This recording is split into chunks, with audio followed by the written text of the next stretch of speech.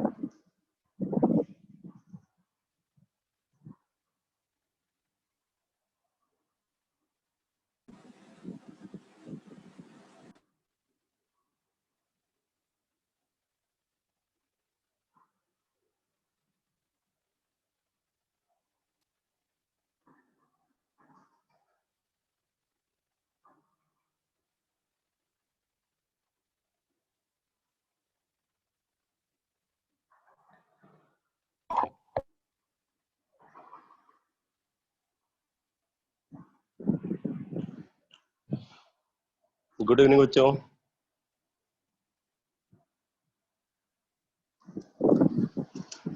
चलो मैं स्टार्ट करता हूँ।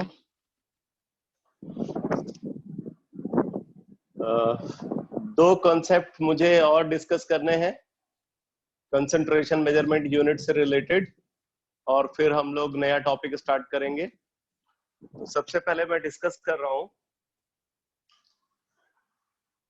Volume strength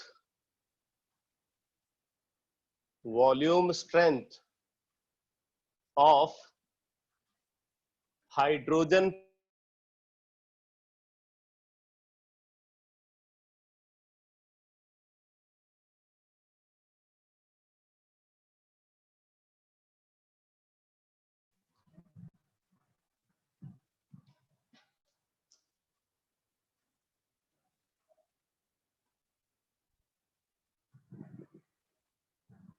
volume strength of hydrogen peroxide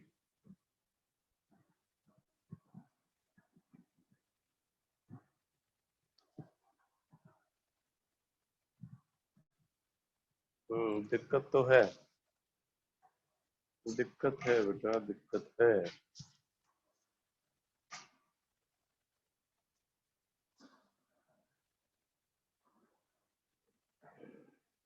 restart करना पड़ेगा।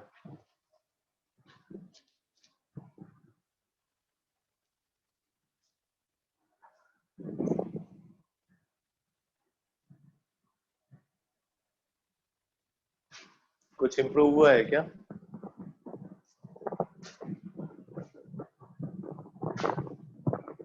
लग तो रहा है।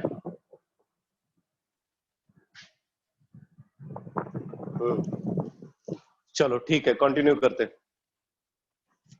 Volume strength of H2O2।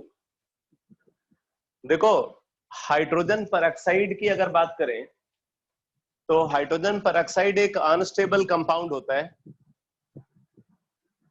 वैसे तो मैं आपको बता दूं कि किसी भी कंपाउंड के अंदर अगर पेरोक्साइड लिंकेज होती है तो वो कंपाउंड लेस स्टेबल होता है।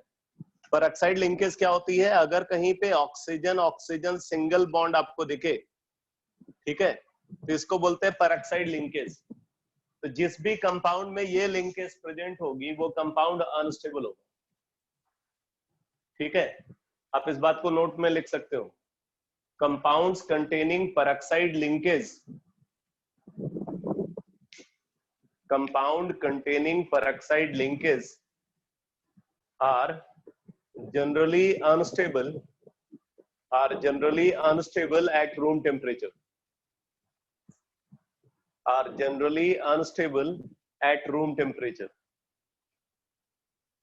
और इसीलिए ये जो कंपाउंड जिनमें पेरोक्साइड प्रेजेंट होता है, इन कंपाउंड्स को as a oxidising agent mostly use किया जाता है।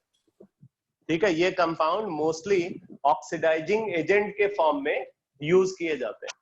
ठीक है, बट जहां तक हाइड्रोजन पेरोक्साइड की बात है, हाइड्रोजन पेरोक्साइड ऑक्सीडाइजिंग और रिड्यूसिंग एजेंट दोनों होता है। आप इस बात को नोट कर लो। लिखो, हाइड्रोजन पेरोक्साइड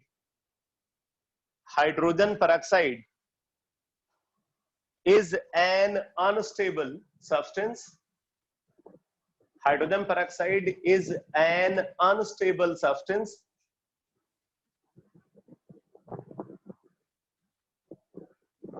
आगे लिखो इट एक्ट्स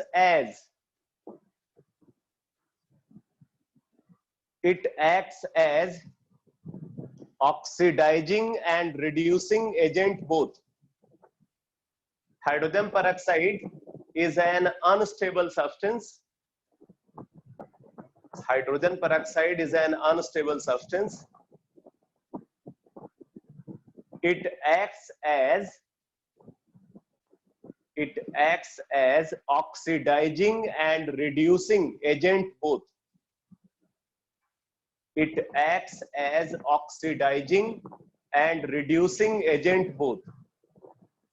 तो ये ऑक्सीडाइजिंग और रिड्यूसिंग एजेंट दोनों की तरह बिहेव करता है.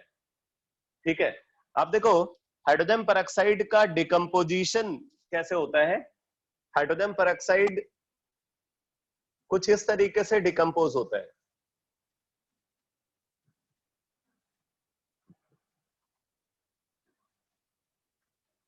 ये डिकम्पोजिशन रिएक्शन है हाइड्रोजन पेरोक्साइड की.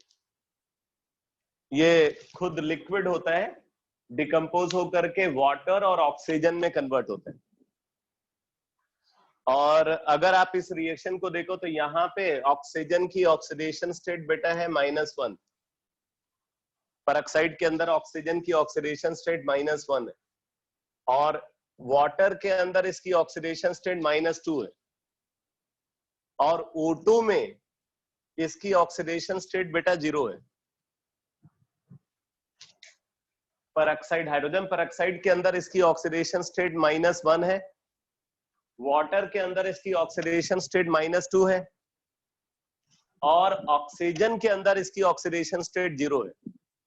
कहने का मतलब ये है कि ये -1 से -2 ऑक्सीडेशन स्टेट में भी कन्वर्ट हो रहा है और ये -1 से 0 ऑक्सीडेशन स्टेट में भी कन्वर्ट हो रहा है. इसका मतलब क्या है? इसका मतलब ये है बेटा कि ये रिडक्शन भी हो रहा है. इसका decrease in oxidation state is called reduction. तो यहाँ पे इसकी ऑक्सीडेशन स्टेट डिक्रीज कर रही है इसलिए रिडक्शन हो रहा है, जबकि यहाँ पे ऑक्सीडेशन स्टेट इंक्रीज कर रही है तो इसका ऑक्सीडेशन भी हो रहा है. यानी कि हाइड्रोजन पेरोक्साइड इस रिएक्शन में रिड्यूस भी हो रहा है और ऑक्सीडाइज भी हो रहा है साइमल्टेनियसली. अब देखो, अब यहाँ पे एक टर्म आता है, अगर कोई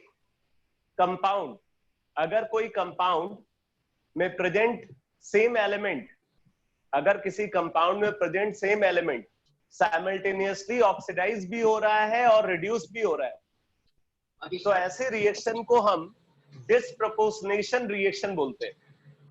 आप जरा देखना यहाँ पे spelling, disproportionation, DISPROPORTIONATION, DISPROPORTIONATION, disproportionation reaction.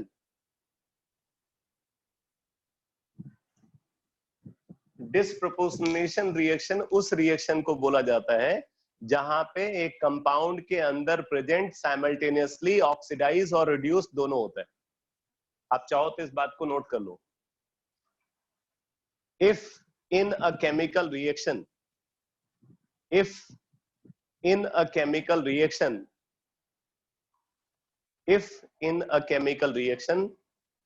an element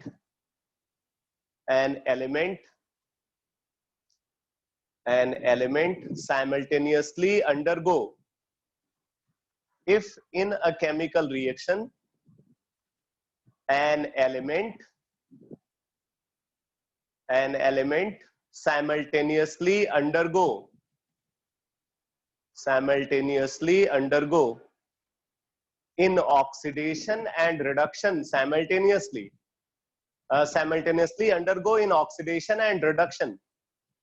simultaneously undergo in oxidation and reduction, if in a chemical reaction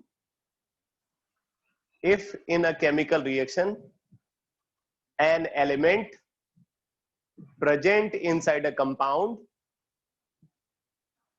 if in a chemical reaction an element present inside a compound undergo oxidation and reduction simultaneously, या simultaneously को पहले लिख सकते हो, undergo oxidation and reduction simultaneously,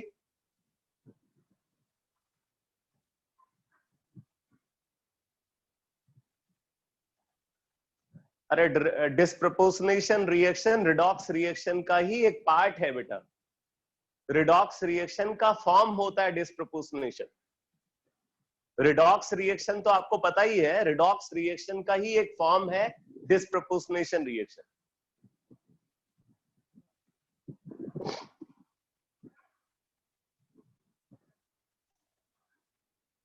फिर से repeat करना पड़ेगा, मैं स्टेटमेंट को फिर से रिपीट कर रहा हूं। If in a chemical reaction, मैं डिस्प्रपोर्शनेशन रिएक्शन की डेफिनेशन बता रहा हूं। If in a chemical reaction an element present inside a compound, an element present inside a compound simultaneously undergo oxidation and reduction, simultaneously undergo oxidation and reduction, या अगर आपने लिखा हुआ है undergo oxidation and reduction simultaneously तो बात same हो गई। simultaneously undergo oxidation and reduction, then reaction is called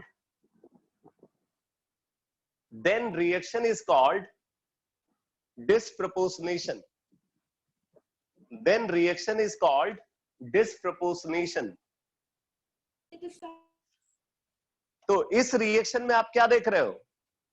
इस रिएक्शन में हाइड्रोजन परऑक्साइड वाटर में कन्वर्ट हो रहा है, यानी कि उसका रिडक्शन हो रहा है, और आप देख रहे हो हाइड्रोजन परऑक्साइड ऑक्सीजन में भी कन्वर्ट हो रहा है।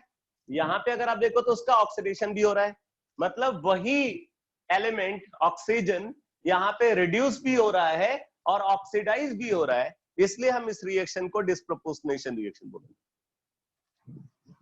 और क्योंकि हाइड्रोजन परऑक्साइड यहाँ पे ऑक्सीडाइज और रिड्यूस दोनों हो रहा है, इसीलिए हाइड्रोजन परऑक्साइड को हम ऑक्सीडाइजिंग और रिड्यूसिंग एजेंट दोनों बोलते हैं। तो हाइड्रोजन परऑक्साइड ऑक्सीडाइजिंग एजेंट भी होता है और रिड्यूसिंग एजेंट भी होता है। ठीक है, तो अब जरा आगे नोट करो। अब मैं इस कंसेप्ट पे आ रहा हूं, वॉल्यूम स्ट्रेंथ ऑफ H2O2। ये तो बैकग्राउंड की इंफॉर्मेशन बता रहा था कि हाइड्रोजन परऑक्साइड एक अनस्टेबल सब्सटेंस है। आगे लिखो, commercially hydrogen peroxide, commercially hydrogen peroxide is stored, commercially hydrogen peroxide is stored in the form of, commercially hydrogen peroxide is stored in the form of its aqueous solution, in the form of its aqueous solution. Commercially hydrogen peroxide is stored in the form of its aqueous solution. आगे लिखो, and concentration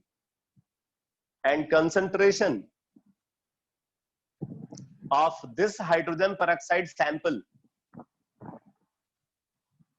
and concentration of this hydrogen peroxide sample is expressed, and concentration of this hydrogen peroxide sample is expressed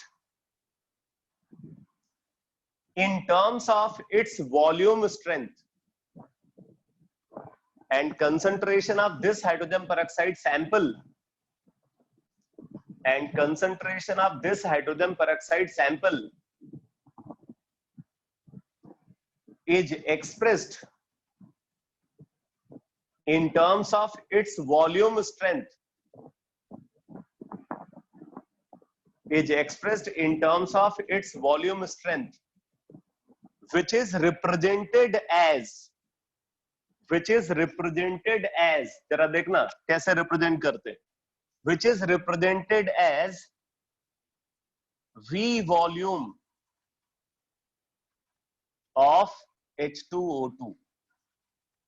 ये बेटा इस तरीके से represent किया जाता है, V वॉल्यूम ऑफ H2O2,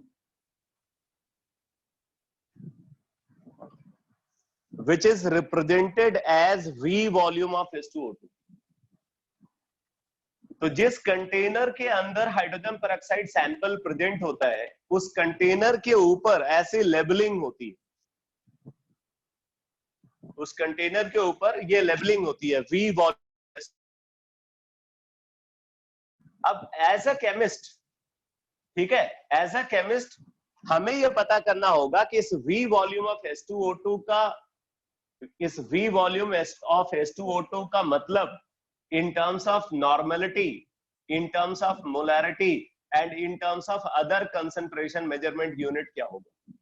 यानी कि हमें इस V वॉल्यूम ऑफ H2O2 को नॉर्मेलिटी के टर्म्स में कन्वर्ट करना है, इस V वॉल्यूम ऑफ H2O2 को मोलैरिटी के टर्म्स में कन्वर्ट करना है, इसको स्ट्रेंथ के टर्म्स में कन्वर्ट करना है। तो ये कन्वर्जन हम कैसे परफॉर्म करेंगे, ठीक है। तो अब मैं इस बात को आपको बताने जा रहा हूं, करो आगे।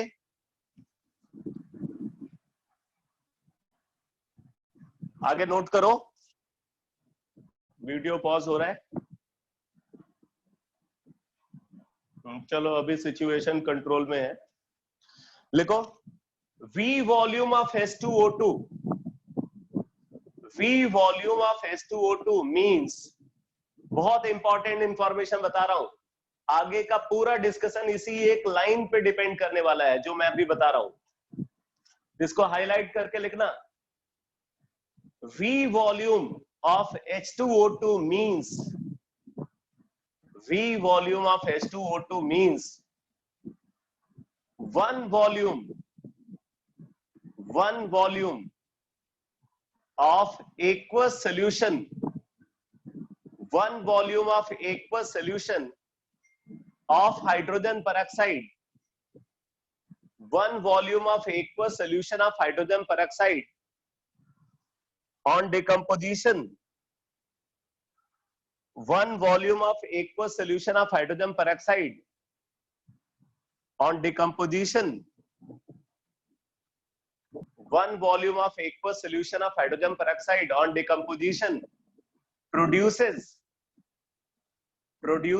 V volume, यही V लिखना है, capital V, produces V volume of oxygen at STP, V volume of oxygen at STP। मैं फिर से रिपीट कर रहा हूं, V volume of H2O2 means one volume of aqueous solution of hydrogen peroxide, one volume of aqueous solution of hydrogen peroxide on decomposition produces V volume of oxygen at STP। बड़ा ही complicated statement है। और एक बात और, आप इसको जैसा लिखते हुए, जैसा आप यहाँ पे लिखा हुआ उसके बेसिस पे जो आप इसकी मीनिंग समझ रहे हो और इसकी जो एक्चुअल मीनिंग है वो इंटायरली डिफरेंट है। यहाँ पे जैसे लिखा हुआ है उसके बेसिस पे आपको ये समझ में आ रहा होगा कि हाइड्रोजन पेरोक्साइड का वॉल्यूम, क्या समझ में आ रहा है आपको, V वॉल्यूम ऑफ H2O2 मतलब हाइड्रोजन पेरोक्साइड का V वॉल्यूम, V वॉल्यूम मतलब वॉल्यूम की कुछ unit, V millilitre, V litre, ऐसा आपको समझ में आ रहा है कि ये हाइड्रोजन पेरोक्साइड का वॉल्यूम होगा। लेकिन एक्चुअल में ये हाइड्रोजन पेरोक्साइड का वॉल्यूम नहीं है। बेसिकली इसका मतलब ये है कि अगर हाइड्रोजन पेरोक्साइड का यूनिट वॉल्यूम को, चाहे वो वॉल्यूम हम 1 लीटर ले या वो वॉल्यूम हम 1 मिलीलीटर ले, अगर हाइड्रोजन पेरोक्साइड का यूनिट वॉल्यूम को डिकम्पोज किया जाए तो उसको डिकम्पोज करने पे कितना वॉल्यूम ऑक्सीजन का प्रोड्यूस होगा एट एसटीपी। अगर इसका 1 मिलीलीटर हमने डिकम्पोज किया तो ऑक्सीजन का V मिलीलीटर प्रोड्यूस होना चाहिए। अगर हम इसका 1 लीटर को डिकम्पोज कर रहे हैं तो ऑक्सीजन का V लीटर प्रोड्यूस होना चाहिए। ये इंफॉर्मेशन हमें यहां से मिल गई, ये V वॉल्यूम ऑफ H2O2 का मतलब। तो आप जरा देखो एक बार इस रिएक्शन पे फिर से आते हैं।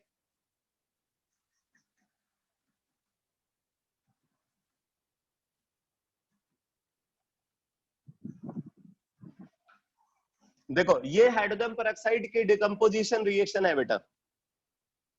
इस रिएक्शन की स्टोइकियोमेट्री के बेसिस पे आप ये बोल सकते हो कि अगर ऑक्सीजन का 1 मोल को हमें प्रोड्यूस करना है, अगर ऑक्सीजन का 1 मोल को प्रोड्यूस करना है तो हाइड्रोजन पेरोक्साइड का 2 मोल को डिकम्पोज करना पड़ेगा। 1 mole of oxygen requires 2 mole of hydrogen peroxide. अब देखो 1 मोल ऑक्सीजन का वॉल्यूम एट एसटीपी कितना होगा? 22.4 लीटर। तो आप ये बोल सकते हो 22.4 litre at STP of oxygen requires 2 mole of hydrogen peroxide. अब इसके 2 मोल का अगर आप मास को देखो तो इसके 2 मोल का मास क्या हो जाएगा? इसका मॉलिक्यूलर मास है 34, तो 1 मोल का मास 34 ग्राम, तो 2 मोल का मास 68 ग्राम होना चाहिए। इसका मतलब आप ये बोल सकते हो कि अगर 22.4 litre of oxygen at STP produce करना है तो उसके लिए 68 ग्राम हाइड्रोजन पेरोक्साइड का डिकम्पोज करना होगा। ठीक है, तो अब मैं यहीं से आगे प्रोसीड कर रहा हूं। देखो 22.4 litre of oxygen at STP requires 68 gram of hydrogen peroxide stoichiometrically. 22.4 liter of oxygen at STP requires 68 gram of hydrogen peroxide. Therefore 1 liter of oxygen at STP requires 1 liter of oxygen at STP requires 68 upon 22.4 gram of hydrogen peroxide. Therefore, V liter of oxygen at STP requires 68 V upon 22.4 gram of hydrogen peroxide.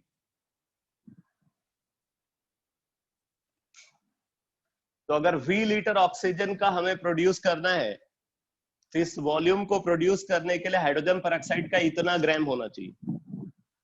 अब V litre V volume of H2O2 की definition को एक बार फिर से recall करते। By definition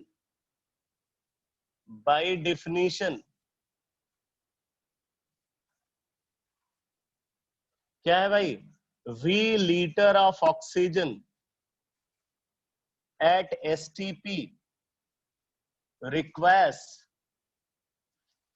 1 liter of aqueous solution of hydrogen peroxide. Definition के according V liter of oxygen at STP requires 1 liter of aqueous solution of hydrogen peroxide. ये होना चाहिए। और इधर आप देख रहे हो V लीटर ऑफ ऑक्सीजन को प्रोड्यूस करने के लिए इतना ग्राम हाइड्रोजन पेरोक्साइड का होना चाहिए। अब जरा इन दोनों को देखो, V लीटर ऑक्सीजन के लिए इतना ग्राम हाइड्रोजन पेरोक्साइड का होना चाहिए और V लीटर ऑक्सीजन के लिए इतना लीटर हाइड्रोजन पेरोक्साइड सोल्यूशन का होना चाहिए। तो क्या इससे यह नहीं समझ में आ रहा है कि इसका मतलब इतना ग्राम हाइड्रोजन पेरोक्साइड का 1 लीटर में प्रेजेंट होना चाहिए? बोलो बेटा, अगर इन दोनों को एक साथ कंसीडर किया जाए तो क्या हम इसके बेसिस पे ये कंक्लूड नहीं कर सकते कि इतना ग्राम हाइड्रोजन पेरोक्साइड का 1 लीटर में होना चाहिए? ये बात सबको क्लियर हो गई? इसका मतलब हाइड्रोजन पेरोक्साइड का इतना मास 1 लीटर सोल्यूशन के अंदर प्रेजेंट होना चाहिए। और ग्राम पर लीटर क्या होता है? ग्राम पर लीटर होता है स्ट्रेंथ। इसका मतलब यहां से हमें हाइड्रोजन पेरोक्साइड सैंपल की स्ट्रेंथ का पता चल गया, तो हम यहां से हाइड्रोजन पेरोक्साइड की स्ट्रेंथ को डिटरमाइन कर सकते हैं। Therefore strength of hydrogen peroxide sample is equal to strength of hydrogen peroxide sample is equal to 68 V upon 22.4 gram per liter। तो आप इसको अगर सॉल्व करो तो ये आ जाएगा बेटा 17 V अपॉन 5.6 ग्राम पर लीटर। 17 V अपॉन 5.6 ग्राम पर लीटर, अप्रोक्सीमेटली आप इसको 3 V ग्राम पर लीटर बोल सकते हो। तो strength of solution hydrogen peroxide solution is equal to triple of its volume strength.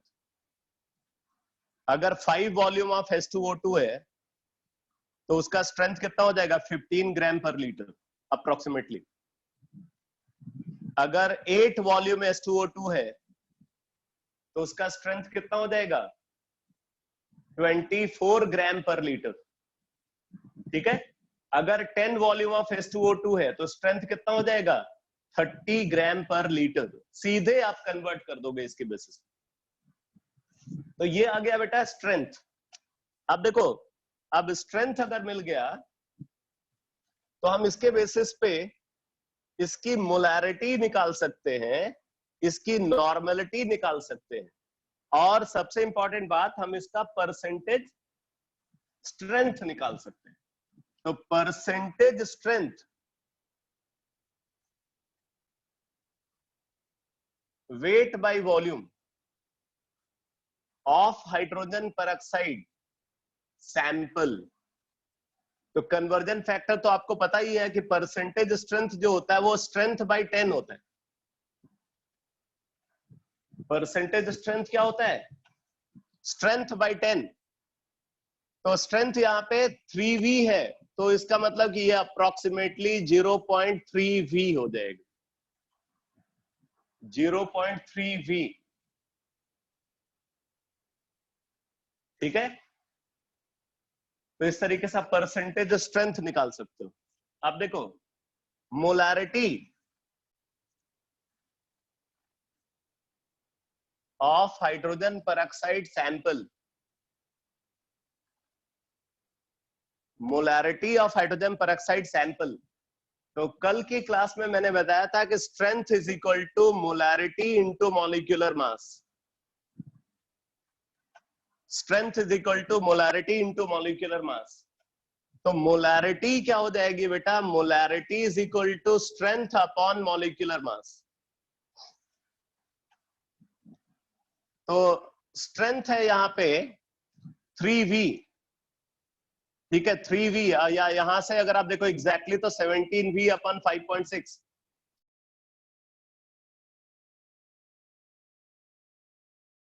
है हाइड्रोजन पेरोक्साइड का 34। तो यहां से आप देखो बेटा ये आ गया V अपॉन 11.2 मोल पर लीटर। ये मोलैरिटी आ गई V अपॉन 11.2 मोल पर litre.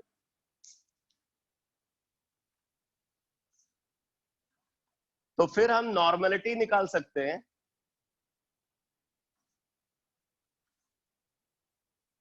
Normality of hydrogen peroxide sample,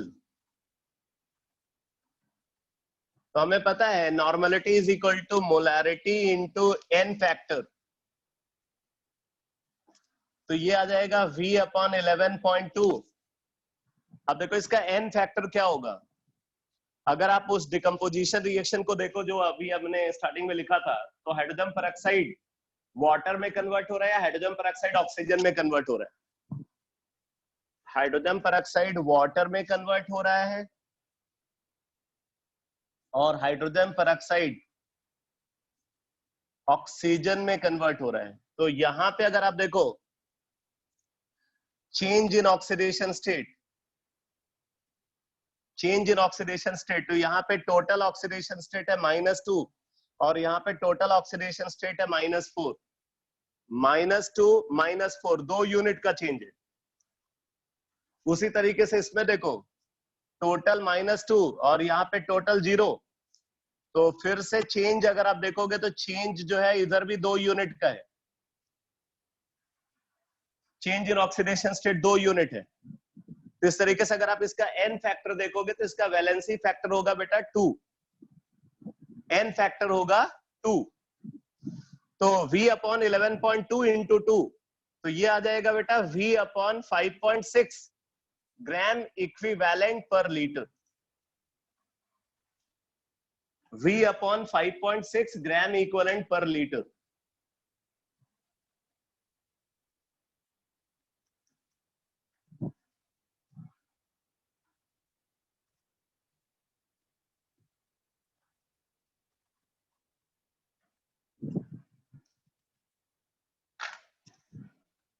इसका मतलब अगर वॉल्यूम स्ट्रेंथ पता है तो स्ट्रेंथ निकालनी है आपको, तो क्या हो जाएगा, strength is equal to 17 into volume strength upon 5.6 या अप्रोक्सीमेटली 3v। अगर वॉल्यूम स्ट्रेंथ पता है तो परसेंटेज स्ट्रेंथ क्या होगा, अप्रोक्सीमेटली 0.3v। अगर वॉल्यूम स्ट्रेंथ पता है तो मोलारिटी क्या होगी, तो बोलेंगे वॉल्यूम स्ट्रेंथ अपॉन 11.2 और नॉर्मलिटी वॉल्यूम स्ट्रेंथ अपॉन 5.6। तो ये कन्वर्जन फैक्टर आपको याद होने चाहिए, इन पे सीधे क्वेश्चन पूछा जाता है।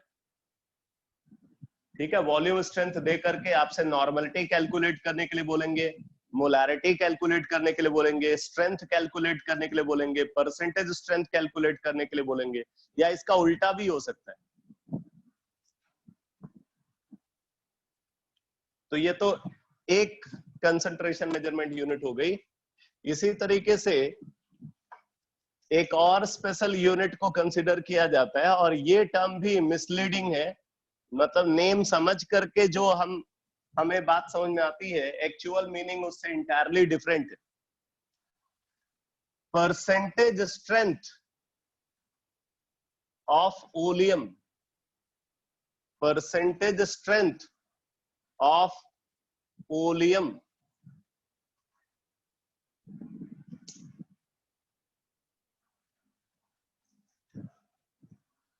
पहले तो ओलियम क्या है, ओलियम के बारे में लिखो। ओलियम के बारे में लिखो, लिखो mixture of H2SO4, mixture of H2SO4 and SO3, mixture of H2SO4 and SO3 is called oleum. Mixture of H2SO4 and SO3 is called oleum. तो oleum क्या है बेटा, बोल रहे हैं कि oleum is mixture of H2SO4 and SO3। अगर इस सैंपल का कंसंट्रेशन बहुत ज्यादा है तब ये एक इंटीग्रेटेड मॉलिक्यूल के फॉर्म में एग्जिस्ट करता है, जिसका फॉर्मूला है H2S2O7। लिख लो, at very high concentration oleum exist, at very high concentration oleum exists in the form of, at very high concentration oleum exists in the form of an integrated molecule, an integrated molecule। At very high concentration oleum exists in the form of an integrated molecule H2S2O7, H2S2O7 इस molecule के form में exist करता है। At very high concentration oleum exists in the form of an integrated molecule H2S2O7 which is a dibasic acid, which is a dibasic acid। इसका structure बेटा ऐसा होता है,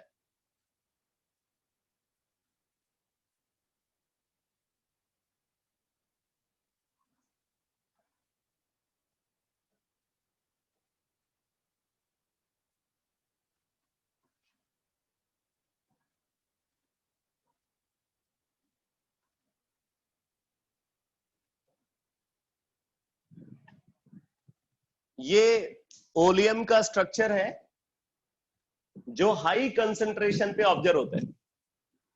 ठीक है, हाई कंसंट्रेशन पे ये ओलियम का स्ट्रक्चर ऑब्जर्व होता है।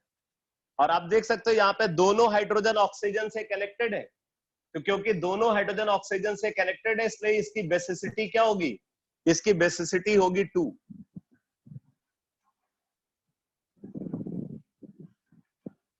तो हाई कंसंट्रेशन पे ओलियम एक इंटीग्रेटेड मॉलिक्यूल के फॉर्म में एग्जिस्ट करता है जिसकी बेसिसिटी 2 है।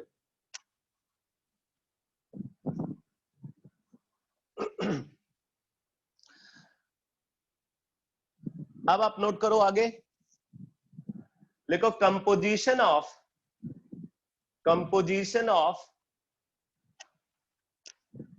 a sample of oleum, composition of a sample of oleum, composition of a sample of oleum is expressed in terms of,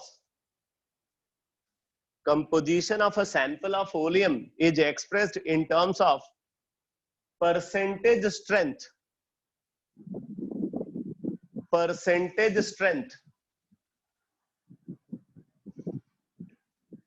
which is represented as,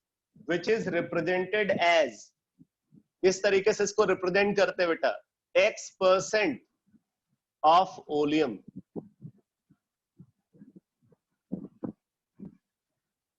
X% of oleum। तो अब question ये उठता है कि X% ऑफ ओलियम का क्या मतलब है। आप इसको ऐसे समझ रहे होगे कि एक सोल्यूशन है, उस सोल्यूशन के 100 ग्राम में X ग्राम ओलियम का होगा। X% of oleum which is represented as X% of oleum, which is represented as X% of oleum। तो X% of oleum यहाँ पे अगर लिखा हुआ है तो आपसे अगर पूछा जाए कि भाई X% of oleum का क्या मतलब है, तो आप बोलोगे कि भाई एक सोल्यूशन है ओलियम का, उस सोल्यूशन के 100 ग्राम में X ग्राम ओलियम का होना चाहिए। बट एक्चुअल मीनिंग इसकी ये नहीं है। ठीक है, तो पहले तो X% ऑफ ओलियम की मीनिंग नोट करो, लिखो X% of oleum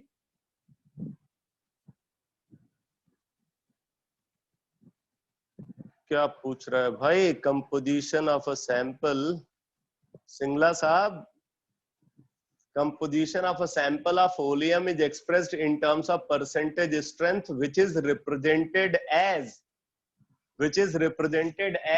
X% of oleum।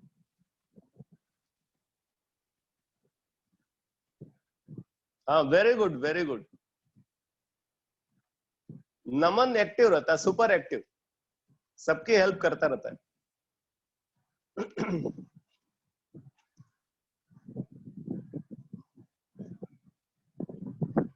तो X% ऑफ ओलियम की मीनिंग आप नोट करो, लिखो X% of oleum means X% of oleum means X% of oleum means 100 gram of oleum। X% of oleum means 100 gram of oleum, 100 gram of oleum on hydration, 100 gram of oleum on hydration। Hydration क्या होता है बेटा, hydration होता है addition of water. 100 gram of oleum on hydration, 100 gram of oleum on hydration produces 100 gram of oleum on hydration produces X gram of H2SO4। x gram of H2SO4, x gram of H2SO4, ठीक है। तो अब जरा देखो, oleum है mixture किसका, sulphuric acid और sulphur trioxide का। This mixture is called oleum. बोल रहा है इस मिक्सचर को हाइड्रेट किया, हाइड्रेट किया मतलब वाटर ऐड किया। अच्छा देखो, हाइड्रेशन होता है और हाइड्रोलिसिस होती है, दो बातें हैं।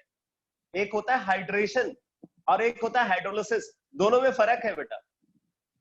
हाइड्रोलिसिस जो होती है उसमें हम लार्ज अमाउंट ऑफ वाटर को ऐड करके किसी कंपाउंड को तोड़ते हैं, या किसी कंपाउंड को लार्ज अमाउंट ऑफ वाटर में ऐड करके लिसिस कर देते हैं। लिसिस का मतलब होता है ब्रेकिंग अपार्ट। अगर एक कंपाउंड को हमने लार्ज अमाउंट ऑफ वाटर में ऐड करके उसको तोड़ दिया तो वो हाइड्रोलिसिस है। जबकि हाइड्रेशन क्या है, हाइड्रेशन है simply addition of water. Water molecule को ऐड जब करते हैं ना तो उसको हाइड्रेशन बोलते हैं। तो हाइड्रेशन जो होता है वो less amount of water, water जब लिमिटिंग अमाउंट में प्रेजेंट होता है तब हाइड्रेशन होता है, और जब वाटर लार्ज अमाउंट में प्रेजेंट होता है तो क्या होता है, हाइड्रोलिसिस होती है। ठीक है, अगर लार्ज अमाउंट ऑफ वाटर की प्रेजेंस में हम कुछ मतलब जो है डिकम्पोजिशन रिएक्शन कर रहे हैं तो उसको हाइड्रोलिसिस बोलेंगे। लेकिन अगर स्मॉल अमाउंट ऑफ वाटर की प्रेजेंस में वाटर का एडिशन हो रहा है तो उसको हाइड्रेशन बोलते हैं। तो यहाँ पे हाइड्रेशन होगा। अब देखो हाइड्रेशन में क्या होगा, H2SO4 जो है ये तो एज इट इज रहेगा, ये वाला जो SO3 है ये SO3 वाटर से कंबाइन करके और H2SO4 बना लेगा, तो ये बन जाएगा बेटा 2H2SO4।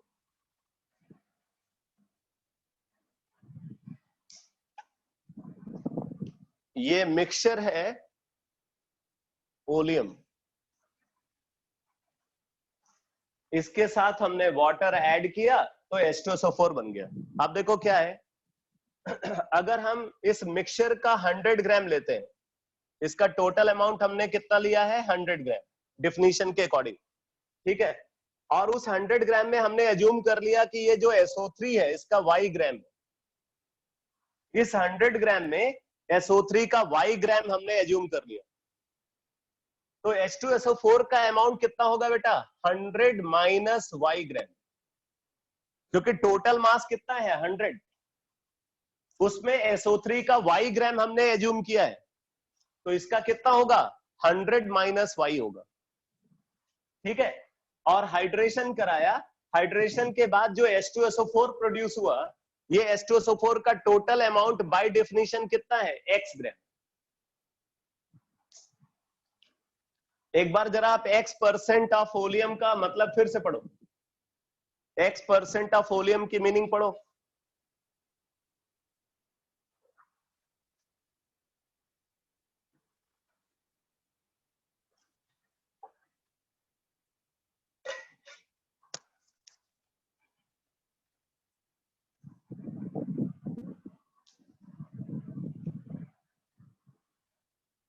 तो X% ऑफ ओलियम का क्या मतलब बताया मैंने, 100 gram of oleum on hydration produces X gram of H2SO4।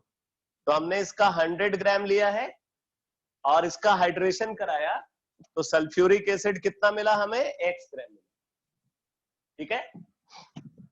अब देखो एक्चुअल में ये जो H2SO4 है ये तो बाद में भी होगा, यहां से कुछ एक्स्ट्रा H2SO4 प्रोड्यूस होगा, तो पहले तो हम पता करना चाहते हैं कि इससे कितना H2SO4 प्रोड्यूस होगा। तो इस रिएक्शन को अलग से लिख रहे हैं, SO3 plus H2O gives H2SO4, SO3 plus H2O gives H2SO4। अब देखो SO3 का हमने मास कितना लिया है बेटा Y ग्राम, SO3 का मास कितना लिया है Y ग्राम, तो SO3 के मोल निकाल लेते हैं। SO3 का मोल कितना हो जाएगा Y/80 मोल, इसका मॉलिक्यूलर मास है, SO3 का मॉलिक्यूलर मास है 80, इसके मोल्स कितने हो जाएंगे Y/80 मोल। अब आप देखो इसके एक मोल से इसका 1 मोल प्रोड्यूस होगा। SO3 के 1 मोल से इसका 1 मोल प्रोड्यूस होगा, इसके Y/80 मोल से इसका Y/80 मोल प्रोड्यूस होना चाहिए।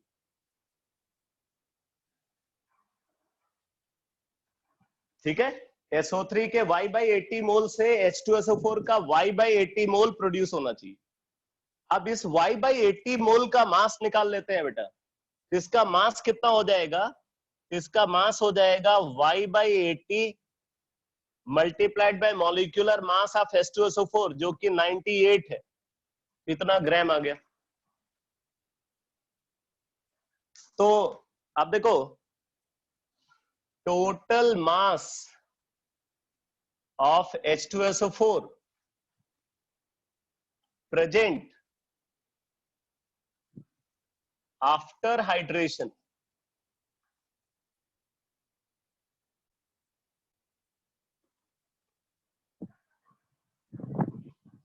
Total mass of H2SO4 present after hydration कितना होगा भाई? 100 माइनस Y ग्राम तो पहले से है, प्लस कितना और बन गया? ये बन गया 98Y/80, 98Y/80।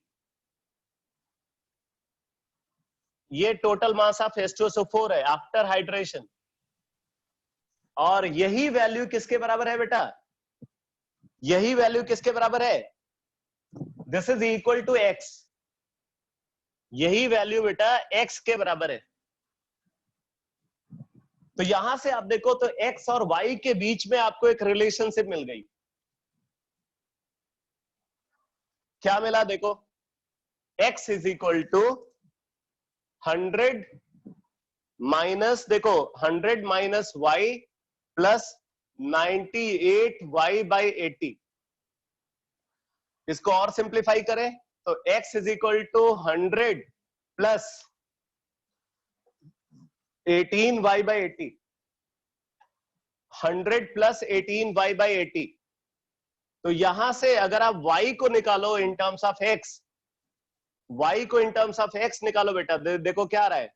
Y is equal to X minus 100 multiplied by 80 divided by 18।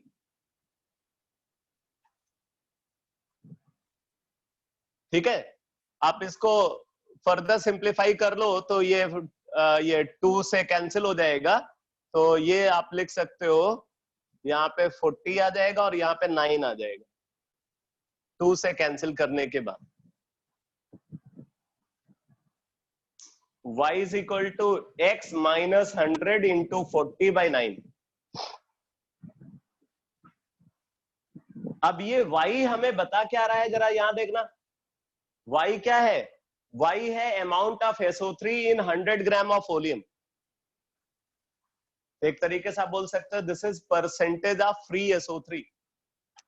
तो परसेंटेज ऑफ फ्री SO3 यही पूछा जाता है अक्सर, percentage of free SO3 in volume is equal to Y upon 100 into 100। यानी कि ये कितना आ गया बेटा? ये आ गया X minus 100 multiplied by 40 divided by 9%।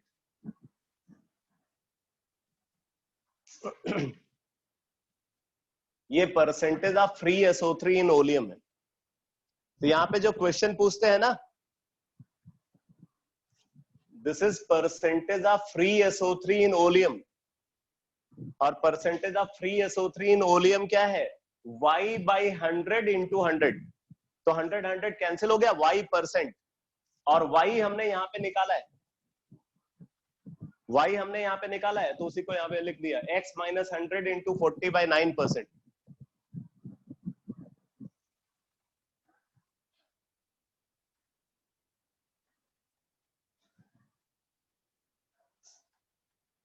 तो यहाँ पे जो क्वेश्चन आता है उसमें क्या है? X गिवन होगा और Y पूछा जाएगा आपसे, मतलब percentage strength of volume given होगा और परसेंटेज ऑफ फ्री SO3 पूछा जाएगा। या percentage of free SO3 given होगा और परसेंटेज स्ट्रेंथ ऑफ ओलियम आपसे कैलकुलेट करने के लिए बोलेंगे। अब जरा एक बात और समझना, ये भी इंपॉर्टेंट है।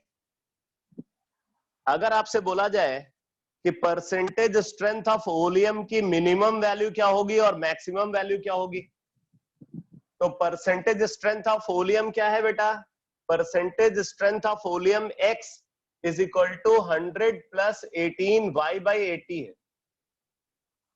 अब आपसे बोल रहा है कि इसकी मिनिमम वैल्यू क्या होगी, x minimum. For x minimum, अगर x मिनिमम आपको चाहिए, for x minimum y is equal to 0। अगर आपको x की मिनिमम वैल्यू चाहिए तो y क्या होगा? 0। और y अगर 0 होगा तो x minimum is equal to 100% आएगा। x मिनिमम क्या होगा? 100%। ठीक। और आपसे बोले कि x की मैक्सिमम वैल्यू क्या होगी, तो for x maximum, for x max y is equal to 100। अगर आपको x की मिनिमम वैल्यू चाहिए तो y 0 होना चाहिए, तब x मिनिमम वैल्यू 100% आ जाएगी। यहां पे पुट कर दो y 0, ये वाला टर्म 0 हो गया तो x minimum is equal to 100। और अगर आपको x की मैक्सिमम वैल्यू चाहिए तो x मैक्स के लिए y क्या होना चाहिए? 100। तो यहां पे आप y 100 पुट कर दो।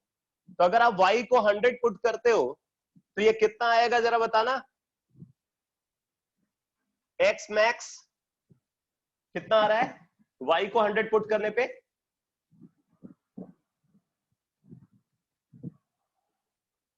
हाँ ठीक है, 122.5, 122.5%। तो इसका मतलब ये याद रखना कि जो परसेंटेज स्ट्रेंथ ऑफ ओलियम है, इसकी वैल्यू इस रेंज के बाहर नहीं हो सकती। इसकी वैल्यू हमेशा इसी रेंज में लाई करेगी। परसेंटेज स्ट्रेंथ ऑफ ओलियम की वैल्यू हमेशा इसी रेंज में लाई करेगी। तो यहां से भी क्वेश्चन बन सकता है, जैसे आपसे पूछेंगे कि which of the following is not possible, which of the following value is not possible for percentage strength of oleum. तो आपको यह ढूंढना होगा कि कौन सी वैल्यू इस रेंज से बाहर है। जो भी वैल्यू इस रेंज से बाहर होगी वो वैल्यू पॉसिबल नहीं होगी। ठीक है। बाकी क्वेश्चन की जहां तक बात है तो क्वेश्चन तो बहुत सिंपल पूछे जाते हैं। ठीक है, तो जरा आप एक क्वेश्चन सॉल्व करो, एक क्वेश्चन सॉल्व करो।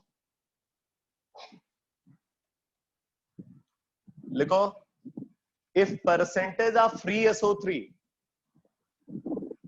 If percentage of free SO3, हाँ ये पॉसिबल है। 100 और 122.5 पॉसिबल है। मैंने यहाँ पे लिखा हुआ है less than or equal to, ये देखो इक्वल भी लिखा हुआ है, पॉसिबल है भाई। देखो x 100 होने का मतलब है कि प्योर H2SO4 है, देयर इज नो SO3। और ये x 122.5 होने का मतलब है कि वहां पे प्योर SO3 है, पहले से कोई H2SO4 नहीं है।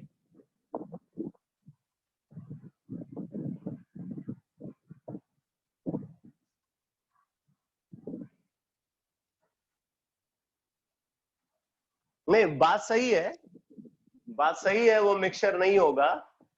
लेकिन बेसिकली यहाँ पे देखो क्या है कि आप कोई भी गैस को कंसिडर करते हो उसमें कुछ न कुछ मॉइस्चर तो होता ही होता है वहां पे।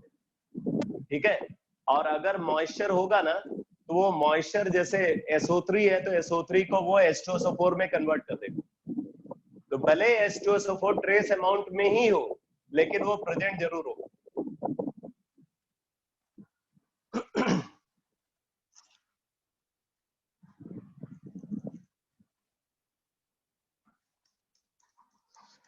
तो एक क्वेश्चन नोट करो, calculate the percentage of free SO3, calculate the percentage of free SO3 present in 118% of oleum. 118% of oleum sample.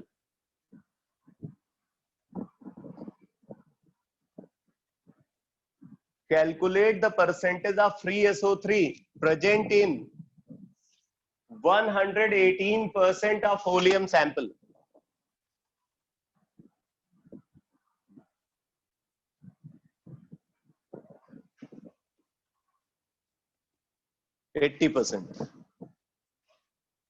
तो इसका मतलब यहाँ पे देखो बेटा x वैल्यू 118 है और आपको y निकालना है, तो y इज इक्वल टू क्या हो जाएगा 118 माइनस 100 इंटू 40 डिवाइडेड बाई 9, तो ये 80% आ जाएगा। ऐसे डायरेक्ट क्वेश्चन पूछे जाते हैं। अगर 109% ओलियम है तो परसेंटेज ऑफ फ्री SO3 कितना होगा?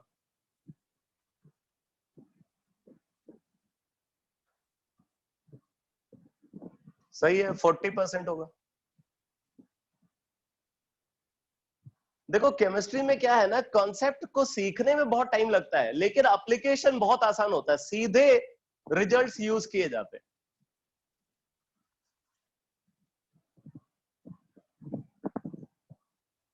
तो अब जाकर के कंसंट्रेशन मेजरमेंट यूनिट और मोल कॉन्सेप्ट यानी कि केमिकल अर्थमेटिक जो फर्स्ट चैप्टर था उसका डिस्कशन फिनिश हुआ है।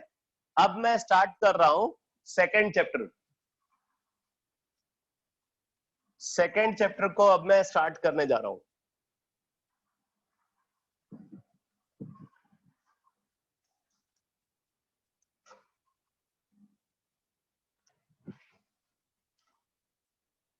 Atomic structure.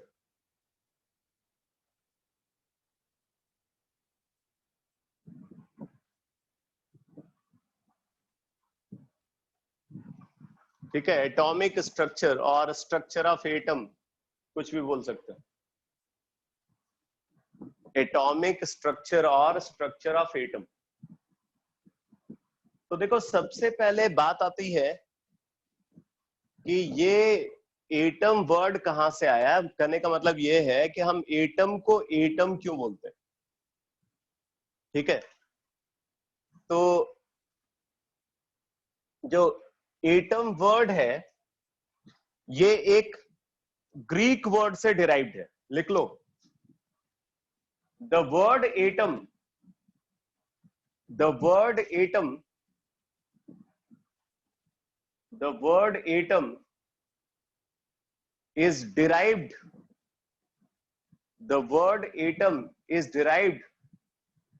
from a Greek word. The word atom is derived from a Greek word atomio. एटोमियो से ये वर्ड डिराइव्ड है। अब एटोमियो को अगर देखें तो ये इस रूट वर्ड पे बेस्ड है। ये वर्ड रूट वर्ड है इस एटोमियो का टोम। एटोमियो का जो रूट वर्ड है बेटा वो क्या है? टोम है, TOME, टोम।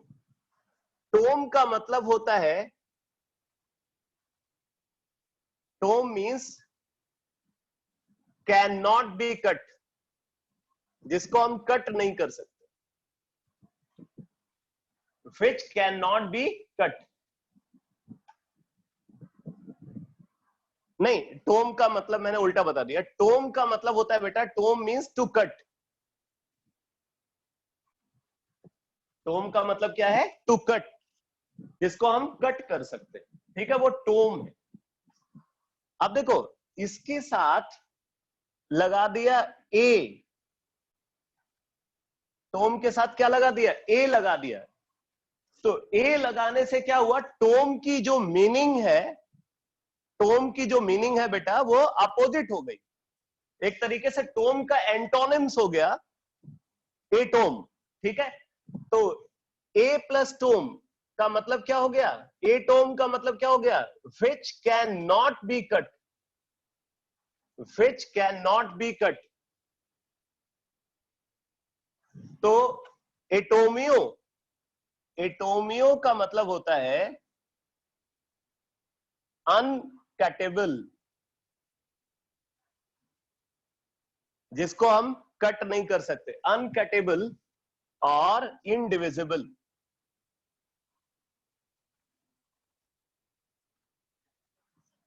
एटोमियो का मतलब होता है अनकटेबल और इनडिविजिबल, ठीक है।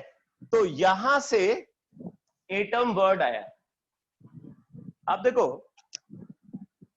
बोलते हैं कि जो एटम वर्ड है, एटम का जो कंसेप्ट है, उसको सबसे पहले ग्रीक फिलोसोफर जिनका नाम था डेमोक्रिटस, उन्होंने इस टर्म को इंट्रोड्यूस किया। लेकिन अब यहां पे कंट्राडिक्शन भी है। ऐसा बोला जाता है कि जो हिंदी में, मतलब हमारे यहां एटम को हिंदी में बोलते हैं परमाणु, परम अणु।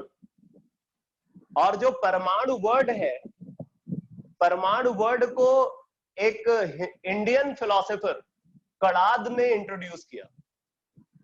और कड़ाद का जो टाइम ऑफ एग्जिस्टेंस है वो वेदास के टाइम का है, ठीक है। तो कड़ाद का जो टाइम ऑफ एग्जिस्टेंस है वो अगर हम देखें तो जो है वो बीसीज में हम उसको कंसिडर करते हैं। और वो जो टाइम है वो टाइम ये ग्रीक फिलोसोफर डेमोक्रिटस ने जब इस वर्ड को इंट्रोड्यूस किया उससे काफी पहले का है। और दोनों ने जो स्टेटमेंट दिए, दोनों के स्टेटमेंट एक जैसे हैं। मतलब डेमोक्रिटस का जो स्टेटमेंट है और कड़ाद का स्टेटमेंट है, अगर आप दोनों स्टेटमेंट को आप कंपेयर करोगे तो दोनों स्टेटमेंट में सिमिलरिटी। और कड़ाद का टाइम ऑफ एग्जिस्टेंस डेमोक्रिटस से पहले है। इस वजह से हमें यह बोलना चाहिए कि एटम वर्ड यानी कि परमाणु वर्ड को सबसे पहले कड़ाद ने इंट्रोड्यूस किया, ठीक है। ये तो हिस्टोरिकल बैकग्राउंड है जो आपको जानना चाहिए। तो जो डेमोक्रिटस का टाइम ऑफ एग्जिस्टेंस है बेटा, वो है 326 बीसी, 326 बीसी। 326 बीसी में डेमोक्रिटस ने एक स्टेटमेंट दिया जहां से एटम की ओरिजिन हुई है। अब वो स्टेटमेंट क्या था, जरा उस स्टेटमेंट को सुनो। डेमोक्रिटस ने ये बोला कि अगर हमारे पास मैटर का कोई भी सैंपल है, ठीक है, छोटा या बड़ा, अब मैटर का कोई भी सैंपल को कंसीडर कर दो, तो क्या करते हैं उस सैंपल को, जैसे मान लो कि हमारे पास 10 ग्राम सैंपल है, तो हमने क्या किया, उस 10 ग्राम को पहले 2 पार्ट में डिवाइड कर दिया, 5-5 ग्राम कर दिया। फिर उस एक हाफ को हमने कंसीडर किया, मतलब 5 ग्राम को कंसीडर किया, उसको फर्दर डिवाइड कर दिया, 2.5 ग्राम 2.5 ग्राम। फिर उसका एक पार्ट लिया, उसको फर्दर 2 पार्ट में डिवाइड कर दिया, 1.25 ग्राम हो गया। फिर उसका एक पार्ट लिया, उसको फर्दर डिवाइड कर दिया। फिर उसका एक पार्ट लिया, उसको फर्दर डिवाइड कर दिया। फिर उसका एक पार्ट लिया, फर्दर डिवाइड कर दिया। तो डेमोक्रिटस ने बोला कि अगर हम इसी तरीके से उस मैटर को डिवाइड करते रहे तो अल्टीमेटली एक ऐसी स्टेज हमें मिलनी है, अल्टीमेटली एक ऐसी स्टेज अचीव होनी है जब हम उसको फर्दर डिवाइड नहीं कर पाएंगे। तो जिस स्टेज पे उस सैंपल का फर्दर डिवीजन पॉसिबल नहीं हो पाएगा, मतलब वो अनकटेबल हो गया, इंडिविजिबल हो गया, उसी को डेमोक्रिटस ने बोला कि वो एटम।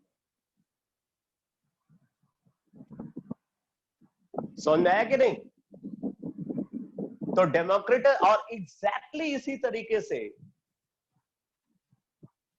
कणाद ने भी परमाणु को डिफाइन किया था।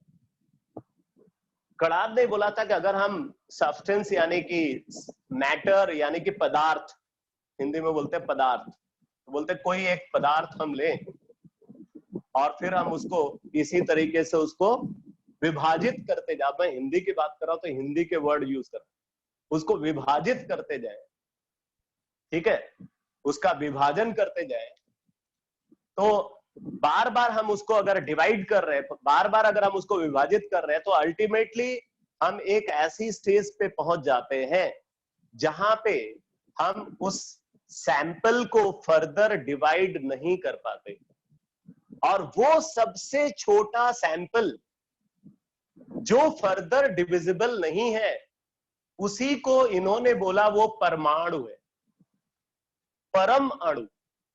परम का मतलब यहां पे बोलते हैं सबसे छोटा अणु, जिसको हम फर्दर डिवाइड नहीं कर सकते।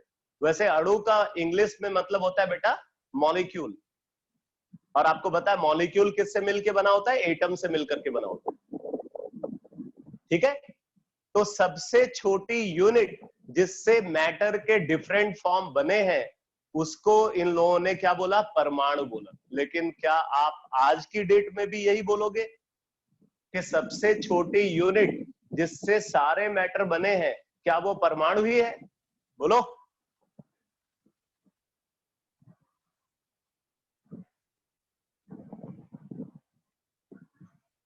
नहीं है। आपको पता है कि जो एटम है वो एटम भी फर्दर सब एटॉमिक पार्टिकल से बना है। एटम के फर्दर अपने कॉन्स्टिट्यूएंट्स है। एटम के कॉन्स्टिट्यूएंट्स क्या है? प्रोटॉन है, न्यूट्रॉन है, इलेक्ट्रॉन है। सिर्फ यही तीन नहीं, और भी कई सारे कॉन्स्टिट्यूएंट्स हैं। जैसे मैंने बताया था आपको कि जो सब एटॉमिक पार्टिकल्स होते हैं, सब एटॉमिक पार्टिकल्स दो टाइप के होते हैं। दो टाइप के सब एटॉमिक पार्टिकल्स होते हैं। कौन कौन से? कौन कौन से सब एटॉमिक पार्टिकल्स बताओ?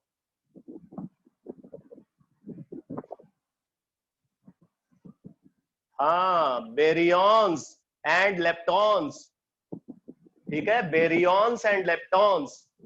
तो एटम किससे बना है? बेरियॉन्स और लेप्टॉन से बना है। इसका मतलब एटम इंडिविजिबल नहीं है, एटम को डिवाइड किया जा सकता है। अगर एटम इंडिविजिबल होता तो ये तो एग्जिस्ट ही नहीं करते, ठीक है। तो ये एक इनिशियल कॉन्सेप्ट की बात हो रही है। तो 326 बीसी में एटम वर्ड को डेमोक्रिटस ने इंट्रोड्यूस किया, ऐसा मतलब बुक्स में लिखा होता है। तो हम भी उसी स्टेटमेंट को यहां पे लिख रहे हैं, तो नोट करो, लिखो। concept of atom was introduced by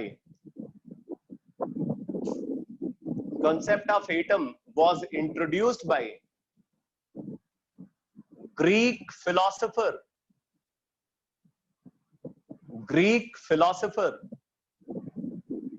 democritus, spelling लिख लेना,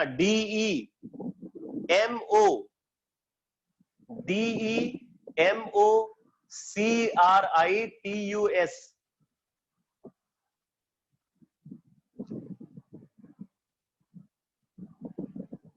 Greek philosopher Democritus in 326 BC.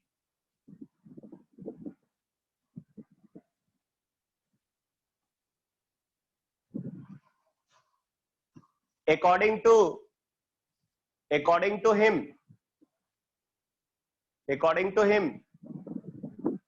Democritus का स्टेटमेंट लिखवा रहा हूं,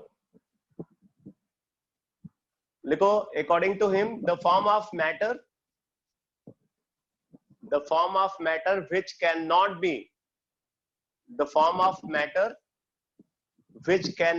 divided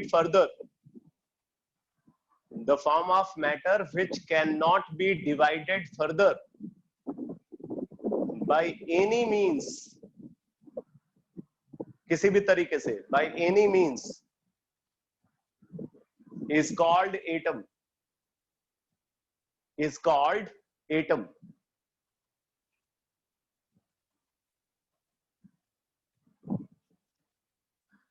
अब देखो, मैं आपको सबसे पहले इस चैप्टर के जो कंटेंट्स हैं, आपको इस चैप्टर में क्या क्या पढ़ना है, वो सारे कॉन्सेप्ट की लिस्ट दे रहा हूं, लेकिन वो लिस्ट भी एक यूनिक तरीके से मैं रिप्रेजेंट कर रहा हूं यहाँ पे। ये कॉन्सेप्ट टाइम के अकॉर्डिंग जैसे जैसे इनका डेवलपमेंट हुआ, जैसे जैसे ये कॉन्सेप्ट इवॉल्व हुए, उसी ऑर्डर में मैं इनको लिखवा रहा हूं। ठीक है, तो नोट करो, chronological study of structure of atom. Chronological, CHRONO,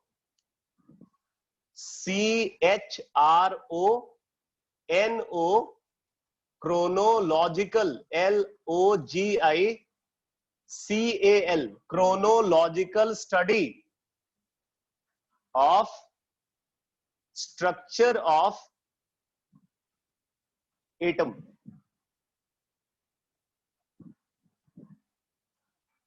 अब आप बोलोगे ये क्रोनोलॉजिकल स्टडी का क्या मतलब है? अगर हम कोई स्टडी को टाइम के अकॉर्डिंग कर रहे हैं, मतलब जैसे जैसे वहां पे डेवलपमेंट हुए टाइम के अकॉर्डिंग, अगर हम सीक्वेंस ऑफ इवेंट को टाइम के अकॉर्डिंग अरेंज करते हैं, तो ऐसी स्टडी को हम क्रोनोलॉजिकल स्टडी बोलते हैं। ठीक है, अगर जो इवेंट्स हैं, इवेंट्स का अरेंजमेंट को अकॉर्डिंग टू टाइम हम करें, तो that sequence of arrangement is called chronological study. तो यहां पे हम क्रोनोलॉजिकल स्टडी कर रहे हैं किसकी? स्ट्रक्चर ऑफ एटम की। तो मैंने बताया कि जो एटम वर्ड की ओरिजिन हुई, या एटम के रिगार्डिंग जो इनिशियल कॉन्सेप्ट आया, वो किसने इंट्रोड्यूस किया? डेमोक्रिटस ने। कब दिया? इन 326 BC। ठीक है, उसके बाद जो नेक्स्ट डेवलपमेंट इस चैप्टर में होता है, वो है बेटा डाल्टन्स एटॉमिक थियरी के फॉर्म में। डाल्टन्स एटॉमिक थियरी, जिसको आप डाल्टन्स हाइपोथेसिस या डाल्टन्स फट्टेबाजी भी बोल सकते हैं। ये डाल्टन की फट्टेबाजी है। तो डाल्टन्स एटॉमिक थियरी, और ये थियरी एग्जिस्टेंस में आई इन 1808।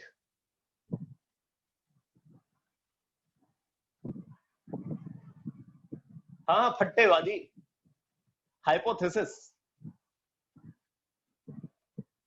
लंबी लंबी छोड़ना। तो this is Dalton's atomic theory. Dalton's atomic theory 1808 में एग्जिस्टेंस में आई, और मैंने आपको बताया कि जो एटम का कंसेप्ट है, उसको डेमोक्रिटस ने इंट्रोड्यूस किया इन 326 BC। अब जरा देखना कि 326 BC इंट्रोड्यूस करता है, और उसके कितने साल बाद ये थियरी आती है। अगर आप देखोगे तो ये लगभग 2100 ईयर्स बाद ये थियरी एग्जिस्टेंस में आई। और आपको बता दूं कि इस थियरी में भी कोई नई बात नहीं थी, इसीलिए इसको डाल्टन्स फट्टेबाजी बोलते हैं। डाल्टन ने भी यही बोला था बेटा कि एटम इज इंडिविजिबल। ठीक है, और डाल्टन ने कुछ और बातें भी बोली। वो जो स्टेटमेंट्स डाल्टन ने दिए थे, वो स्टेटमेंट भी उनके अपने ओरिजिनल स्टेटमेंट नहीं थे, बल्कि उस टाइम तक जो डिफरेंट टाइप के डेवलपमेंट्स हुए थे केमिस्ट्री में, उन्हीं डेवलपमेंट्स को लेकर के इन्होंने एक थियरी बना दी, उन स्टेटमेंट्स को कंपाइल कर दिया। उसी कंपाइलेशन को डाल्टन्स एटॉमिक थियरी बोलते हैं। और उसमें एक स्टेटमेंट डाल्टन का अपना ओरिजिनल स्टेटमेंट है इस थियरी में, लेकिन वो स्टेटमेंट इनके ही स्टेटमेंट को कंट्राडिक्ट करता है। ठीक है, तो हम अभी आगे डाल्टन्स एटॉमिक थियरी पढ़ेंगे, तो आपको पता चलेगा कि वो कंट्राडिक्शन क्या है डाल्टन्स एटॉमिक थियरी में। तो डाल्टन्स एटॉमिक थियरी 1808 में एग्जिस्टेंस में आई। ठीक है, इसके बाद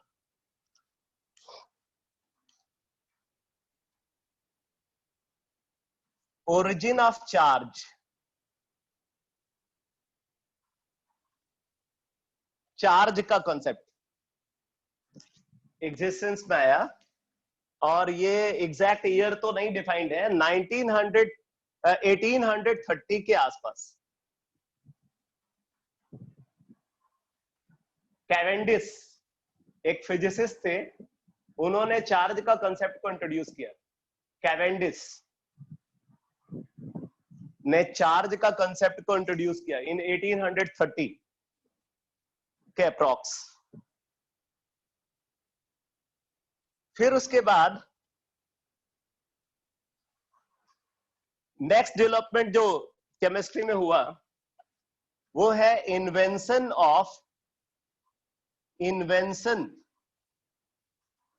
of discharge tube. Invention of discharge tube, एक ट्यूब को इन्वेंट किया गया। देखो, इन्वेंशन और डिस्कवरी में तो आपको फर्क पता ही होगा। पता है इन्वेंशन और डिस्कवरी में क्या डिफरेंस है?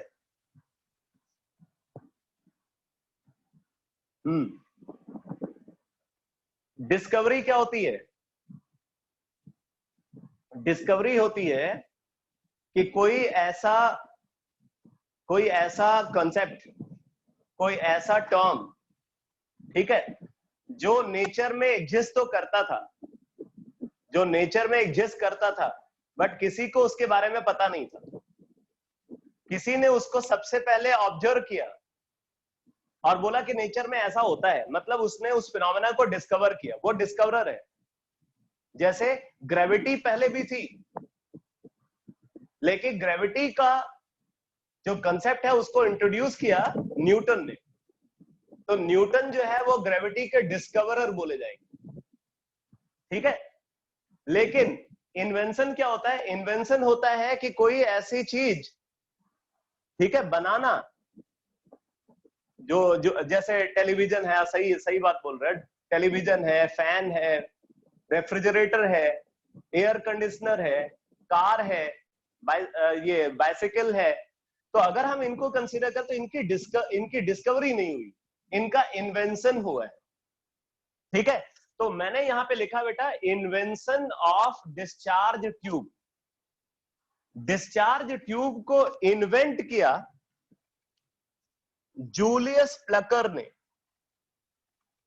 मैं पहले ईयर लिख रहा हूं, invention of discharge tube. Discharge tube को इन्वेंट किया गया इन 1853 और इसके इन्वेंटर थे जूलियस प्लकर। जूलियस प्लकर ने डिस्चार्ज ट्यूब को इन्वेंट किया। Then discovery of cathode raise.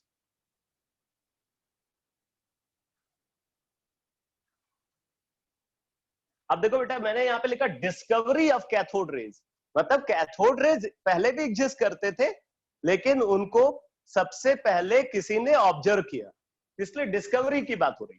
तो डिस्कवरी ऑफ कैथोड रेज, और कैथोड रेज को डिस्कवर किया गया इन 1859। 1859, थोड़ा बहुत ईयर में ऊपर नीचे हो सकता है बेटा। कैथोड रेज को डिस्कवर किया गया इन 1859 by William crooks. William crooks, CROOKES। मेरा पर्पज है ये सारी इंफॉर्मेशन भी बताना, जो जो कंसेप्ट हमें पढ़ना है आप इस चैप्टर में, और साथ में उसका डेवलपमेंट कैसे कैसे हुआ, कब कब वो कंसेप्ट जो है डिफाइन हुआ, तो वो ईयर भी आपको बताना। तो डिस्कवरी ऑफ कैथोड रेज, इसके बाद नंबर 5,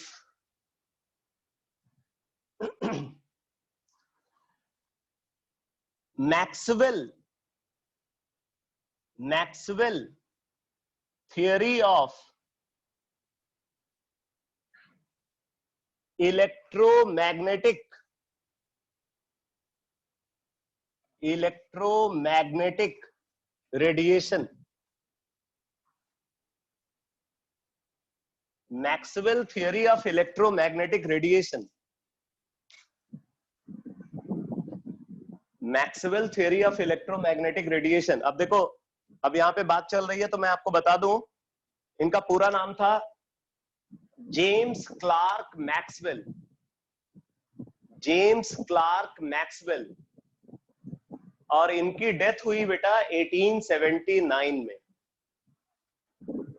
1879 में मैक्सवेल की डेथ हुई, और उसी ईयर में सर अल्बर्ट आइंस्टाइन का बर्थ हुआ। ठीक है, मैक्सवेल को 19th सेंचुरी का बेस्ट साइंटिस्ट बोला जाता है। मैक्सवेल को 19th सेंचुरी का बेस्ट साइंटिस्ट बोला जाता है, और आइंस्टाइन को 20th सेंचुरी का बेस्ट साइंटिस्ट बोला जाता है। और आपको एक बात और बता दूं कि मैक्सवेल ने जिस इलेक्ट्रोमैग्नेटिक थियरी को इंट्रोड्यूस किया, आइंस्टाइन ने उसी इलेक्ट्रोमैग्नेटिक थियरी को और डिटेल में जाकर के स्टडी किया।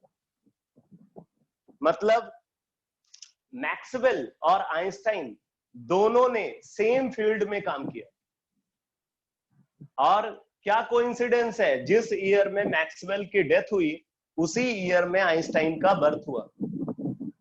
ऐसा ही कोइंसिडेंस एक जगह पे और देखने को मिलता है, और वो कोइंसिडेंस मिलता है बेटा गैलीलियो और न्यूटन के बीच में। Galileo and Newton. गैलीलियो को 16th सेंचुरी का बेस्ट फिजिसिस्ट माना जाता है, और न्यूटन को 17th सेंचुरी का बेस्ट फिजिसिस्ट माना जाता है।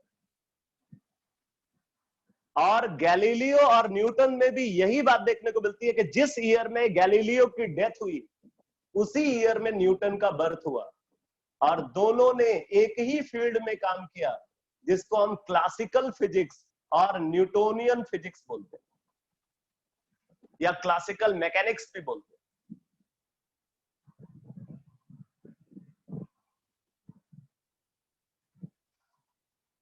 अरे थियरी ऑफ रिलेटिविटी तो एक पार्ट है बेटा, अभी तो ये बोलते ना सागर में गोते लगाने वाली बात है।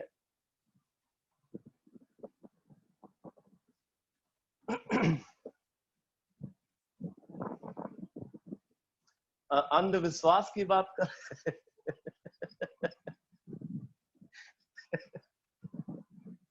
अरे नहीं भाई,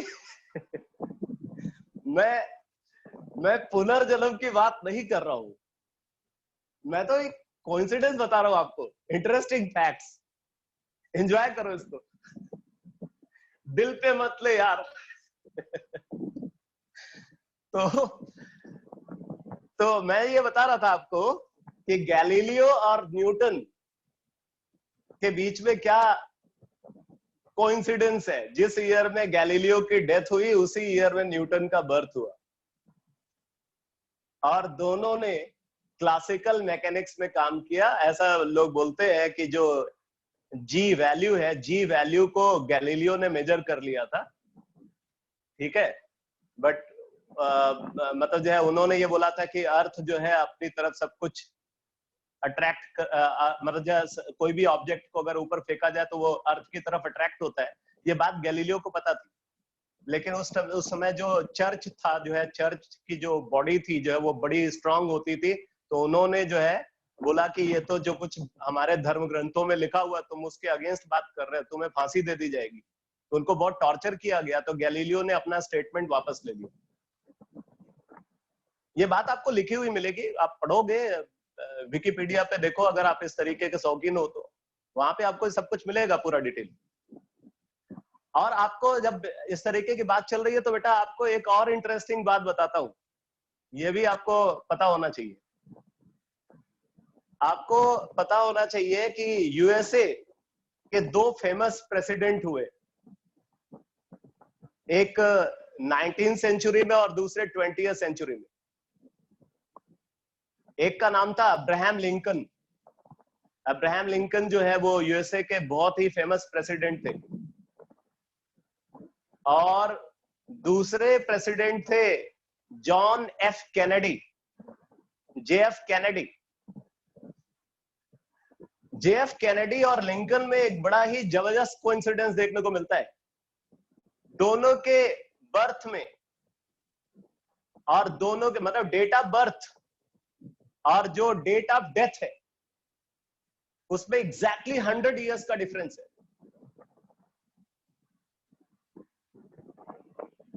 दोनों के डेट ऑफ बर्थ और डेट ऑफ डेथ में एग्जैक्टली 100 इयर्स का डिफरेंस है बेटा। और एक बात और देखने को मिलती है कि लिंकन का जो पर्सनल असिस्टेंट था उसका नाम था कैनेडी, और कैनेडी का जो पर्सनल असिस्टेंट था उसका नाम था लिंकन। और एक बात तो आपको बता दूं कि दोनों की नेचुरल डेथ नहीं थी। आपको पता होगा दोनों की नेचुरल डेथ नहीं थी,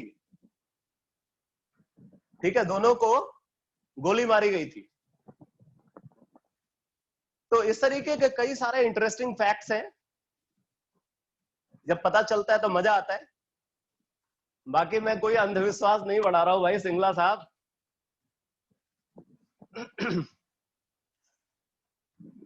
तो Maxwell theory of electromagnetic radiation की मैं बात कर रहा हूं। ये थियरी एग्जिस्टेंस में आई बेटा इन 1873। 1873 में ये थियरी एग्जिस्टेंस में आई और इसको इंट्रोड्यूस किया जेम्स क्लार्क मैक्सवेल ने।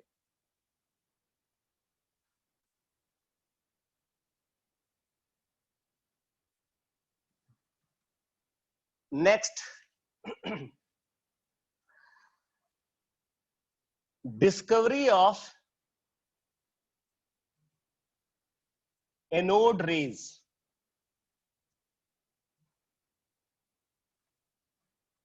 Discovery of anode rays.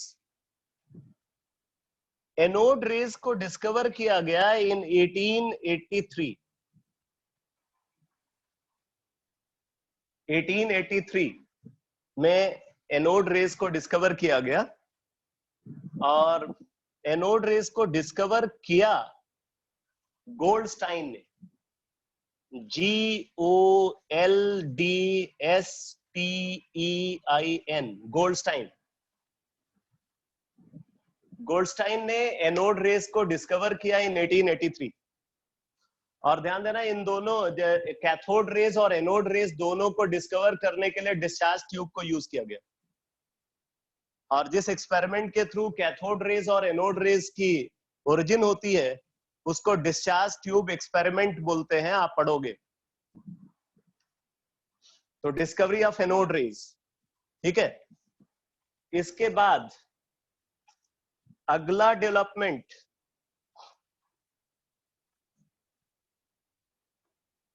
जो हम यहां पे कंसिडर करते हैं,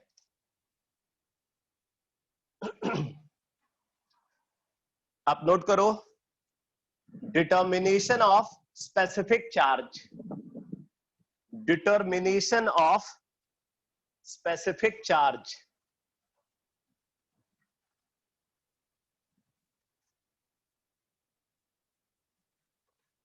डिटर्मिनेशन ऑफ स्पेसिफिक चार्ज।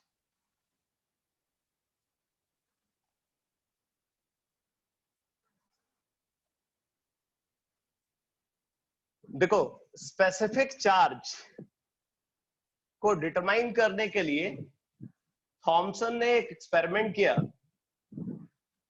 और उस एक्सपेरिमेंट को थॉमसन्स एक्सपेरिमेंट बोलते हैं। इसके साथ आप लिख लेना ब्रैकेट में थॉमसन्स एक्सपेरिमेंट।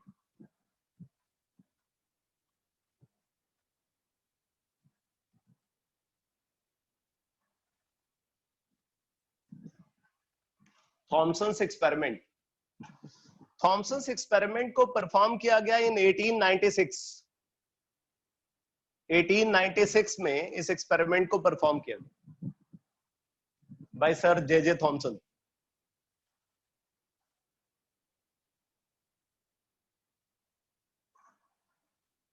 देन अगला डेवलपमेंट जो हम यहाँ पे कंसिडर करते हैं वो है क्वांटम थियरी। क्वांटम थियरी बहुत ही इंपॉर्टेंट कॉन्सेप्ट है अगर हम इस चैप्टर के पॉइंट ऑफ व्यू से देखें। क्वांटम थियरी को इंट्रोड्यूस किया गया इन 1900। 1900 में ये थियरी एग्जिस्टेंस में आई and this theory was introduced by Max Planck. आपने फिजिक्स में प्लैंक्स कांस्टेंट के बारे में हो सकता हो पढ़ा हो यूनिट डायमेंशन में, उसकी डायमेंशन भी आपने हो सकता हो डिटरमाइन की हो, तो वो इन्हीं के नाम पे वो कांस्टेंट टर्म डिफाइंड है, प्लैंक्स कांस्टेंट, एच से रिप्रेजेंट करते हैं। ये क्वांटम थियरी जो है ना, ये भी थियरी ऑफ इलेक्ट्रोमैग्नेटिक रेडिएशन ही है और एडवांस्ड फॉर्म है, quantum theory of electromagnetic radiation.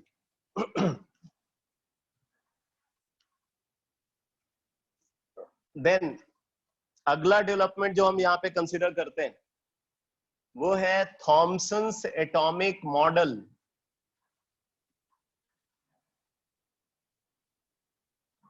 आप बोल सकते हो ये फर्स्ट रिकॉग्नाइज्ड एटॉमिक मॉडल था, इससे पहले कोई भी एटॉमिक मॉडल एग्जिस्टेंस में नहीं था।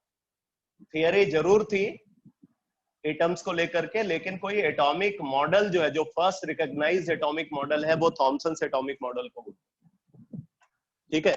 और ये एटॉमिक मॉडल 1904 में एग्जिस्टेंस में आया। और यहाँ पे मैं आपको एक इंटरेस्टिंग बात बताऊं कि इस एटॉमिक मॉडल के लिए थॉमसन को नोबेल प्राइज भी मिला।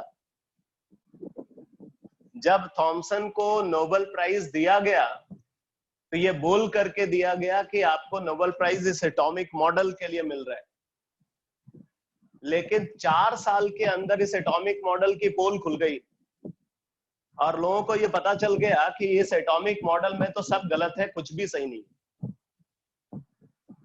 और आपको पता है कि एक बार जब किसी को नोबेल प्राइज दे दिया जाता तो वो वापस नहीं लिया जाता।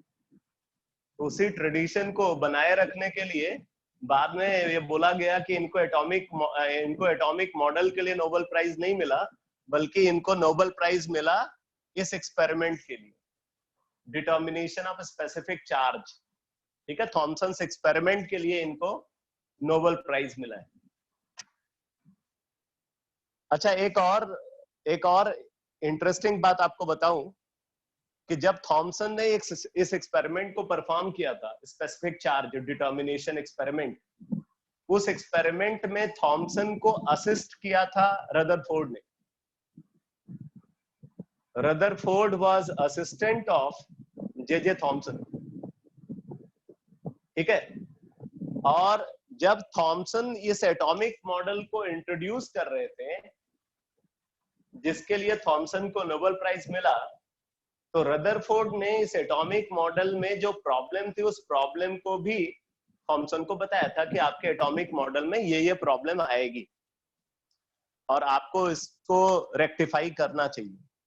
बट थॉमसन को नोबेल प्राइज लेने की बहुत जल्दी थी, तो इसलिए थॉमसन ने रदरफोर्ड की बात को माना नहीं और फटाफट जल्दी में अपना एटॉमिक मॉडल इंट्रोड्यूस कर दिया। और आपको पता है कि उसके बाद फिर रदरफोर्ड ने एक एक्सपेरिमेंट किया जिसको हम रदरफोर्ड स्कैटरिंग एक्सपेरिमेंट बोलते हैं। आपने पढ़ा भी है 9th में, अभी फिर से पढ़ोगे थोड़ा और डेप्थ में। तो रदरफोर्ड स्कैटरिंग एक्सपेरिमेंट किया और उसी एक्सपेरिमेंट का रिजल्ट है रदरफोर्ड एटॉमिक मॉडल, पहला एटॉमिक मॉडल जो एक्सपेरिमेंटल फैक्ट पे बेस्ड था। और उस एटॉमिक मॉडल के लिए रदरफोर्ड को भी नोबेल प्राइज मिला है, ठीक है। रदरफोर्ड को भी उस एटॉमिक मॉडल के लिए नोबेल प्राइज मिला बेटा।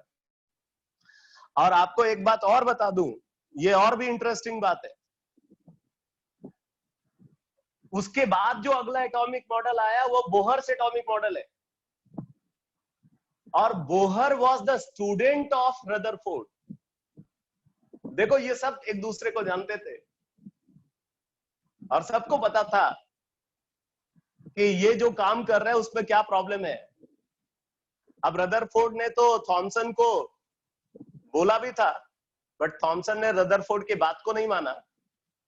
बट यहाँ पे मैं आपको बता रहा हूं कि बोहर जो है, बोहर को पता था कि रदरफोर्ड एटॉमिक मॉडल की लिमिटेशन किस वजह से राइज हो रही है, और बोहर को यह भी पता था कि हम उस लिमिटेशन को कैसे रिमूव कर सकते हैं, क्योंकि उसको रिमूव करने के लिए बोहर ने जिस थियरी को यूज किया वो थियरी पहले ही डिफाइन हो चुकी थी। कौन सी थियरी? ये क्वांटम थियरी।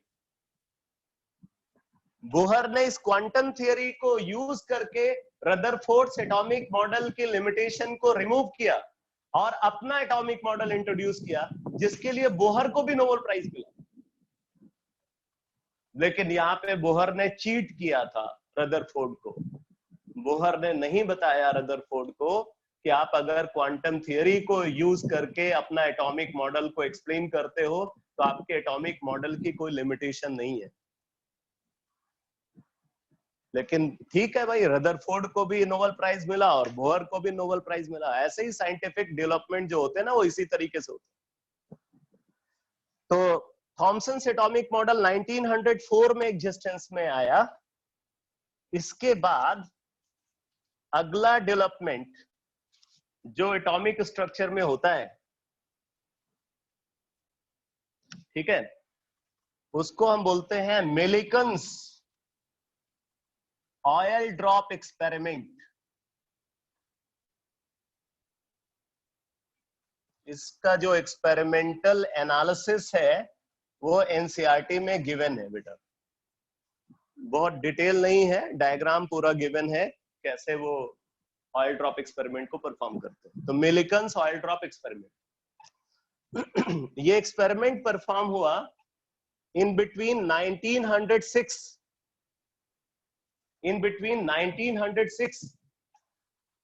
टू 1909। 1906 टू 1909, ये 3 साल तक ये एक्सपेरिमेंट चला। और इस एक्सपेरिमेंट को परफॉर्म किया रॉबर्ट ई मिलिकन ने।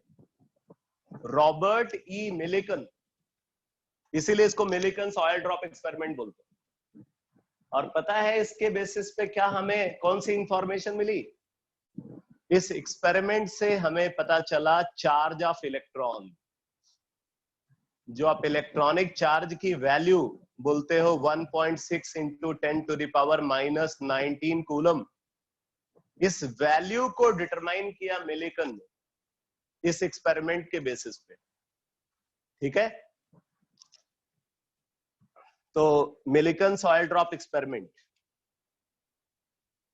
Then Rutherford's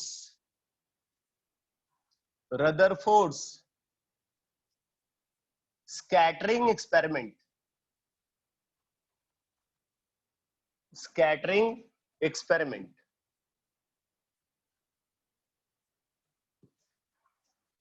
Rutherford's scattering experiment.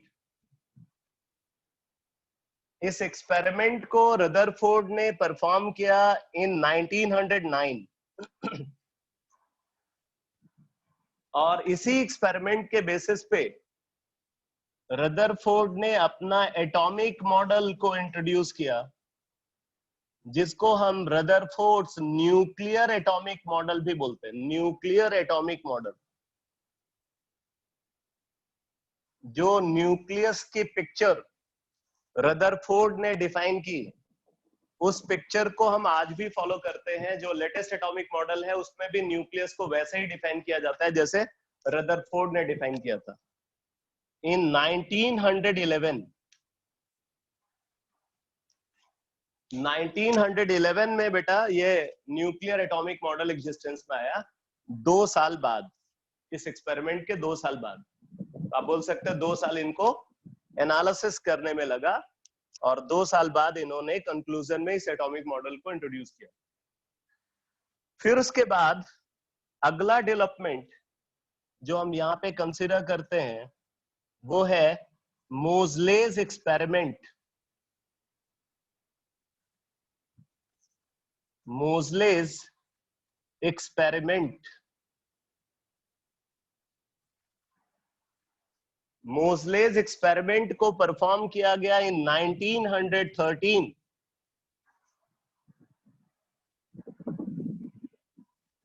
1913 में इस एक्सपेरिमेंट को परफॉर्म किया गया, और इस एक्सपेरिमेंट को परफॉर्म किया H.G.J. मोज़ले, हेनरी मोज़ले ने इस एक्सपेरिमेंट को परफॉर्म किया। और आपको पता होना चाहिए कि इसी एक्सपेरिमेंट के बेसिस पे हमें एक प्रॉपर्टी का पता चला। Very good, very good. इसी एक्सपेरिमेंट के बेसिस पे हमें एक प्रॉपर्टी का पता चला, एटम की प्रॉपर्टी का पता चला, जिसको हम एटॉमिक नंबर बोलते हैं बेटा। जो एटॉमिक नंबर प्रॉपर्टी है वो इसी एक्सपेरिमेंट के बेसिस पे पता चली। यानी कि इससे पहले कि आप जितने भी रिजल्ट्स देखोगे, जितने भी थियरीज देखोगे, कहीं भी एटॉमिक नंबर टर्म नहीं आता, क्योंकि तब एटॉमिक नंबर का किसी को पता ही नहीं था। एटॉमिक नंबर को डिस्कवर किया गया इस एक्सपेरिमेंट के बेसिस पे, ठीक है। और आपको पता है कि जो मॉडर्न पीरियोडिक टेबल है वो एटॉमिक नंबर पे बेस्ड है, इसीलिए मॉडर्न पीरियोडिक टेबल को Moseley's long form of periodic table भी बोलते हैं। Modern periodic table is also called Moseley's long form of periodic table, क्योंकि वो एटॉमिक नंबर पे बेस्ड है, और एटॉमिक नंबर को डिस्कवर किया मोज़ले ने, ठीक है। तो मोज़लेज एक्सपेरिमेंट,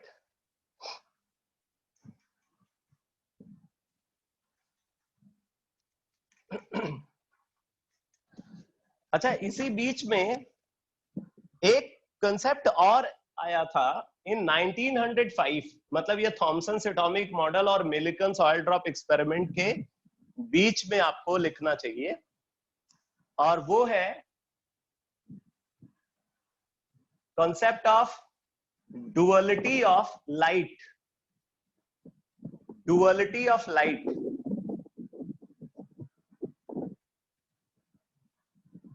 वैसे डुअलिटी ऑफ लाइट का जो कंसेप्ट है ना, वो बेसिकली एक एक्सपेरिमेंट के मीन टाइम इसका पता चला, जिसको फोटो इलेक्ट्रिक इफेक्ट बोलते हैं।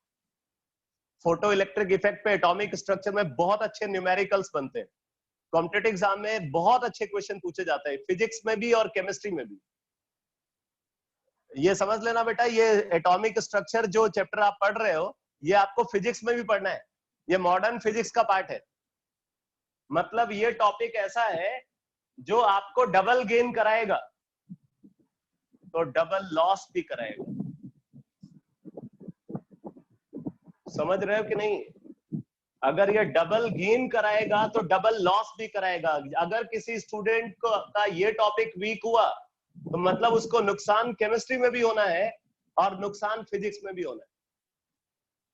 आपको एक बात और बता दूं, इस चैप्टर को जिस डेप्थ के साथ हम लोग पढ़ेंगे, उस डेप्थ को अचीव करने के बाद आपको इस चैप्टर को फिजिक्स में पढ़ने की जरूरत नहीं है।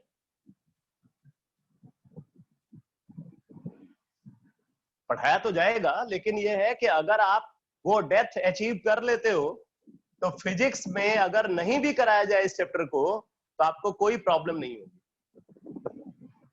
ठीक है। हर वो कॉन्सेप्ट जो फिजिक्स में डिस्कस होता है उसको हम यहाँ पे पढ़ेंगे। तो हम लोग कंप्लीट मैनर में इस चैप्टर को पढ़ेंगे। जो फिजिक्स के कॉन्सेप्ट है वो भी पढ़ेंगे, और जो कॉन्सेप्ट सिर्फ केमिस्ट्री में डिस्कस होते हैं वो भी पढ़ेंगे। और उसके लिए हमें फिजिक्स के कुछ फॉर्मूलेज, फिजिक्स के कुछ कॉन्सेप्ट की हमें जरूरत पड़ने वाली है। इसलिए मैं जब अगली क्लास में इस टॉपिक को कंटिन्यू करूंगा तो पहले मैं कुछ फिजिक्स के बेसिक कॉन्सेप्ट पढ़ाऊंगा। जैसे फिजिक्स में आपने मैथमेटिकल टूल्स पढ़ा है ना, मैथमेटिकल टूल्स, एलिमेंट्री मैथमेटिक्स, वैसे हम लोग एलिमेंट्री फिजिक्स पढ़ेंगे इस चैप्टर को समझने के लिए।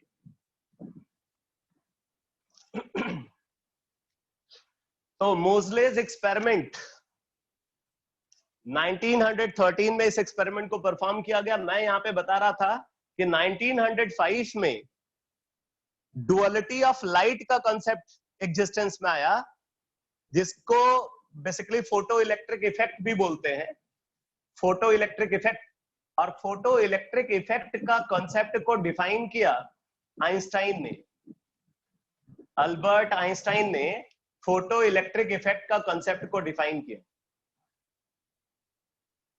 और वहां पे आइंस्टाइन ने एक स्टेटमेंट दिया कि light has dual nature. Light के अंदर डुअल नेचर होता है, मतलब उसके अंदर वेव नेचर भी होता है और पार्टिकल नेचर भी होता है।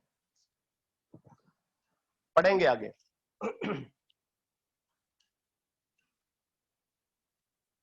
नेक्स्ट कंसेप्ट है बोहर्स एटॉमिक मॉडल।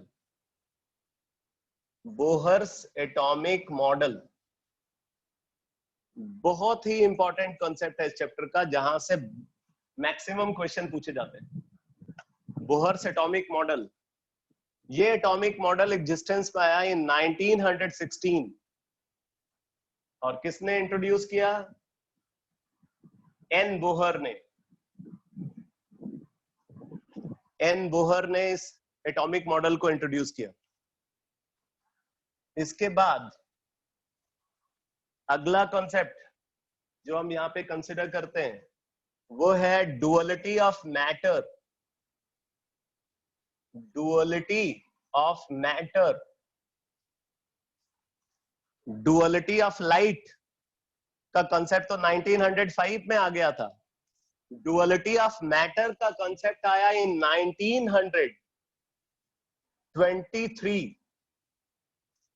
1923 में यह कंसेप्ट एग्जिस्टेंस में आया। And this concept was introduced by Louis de Broglie.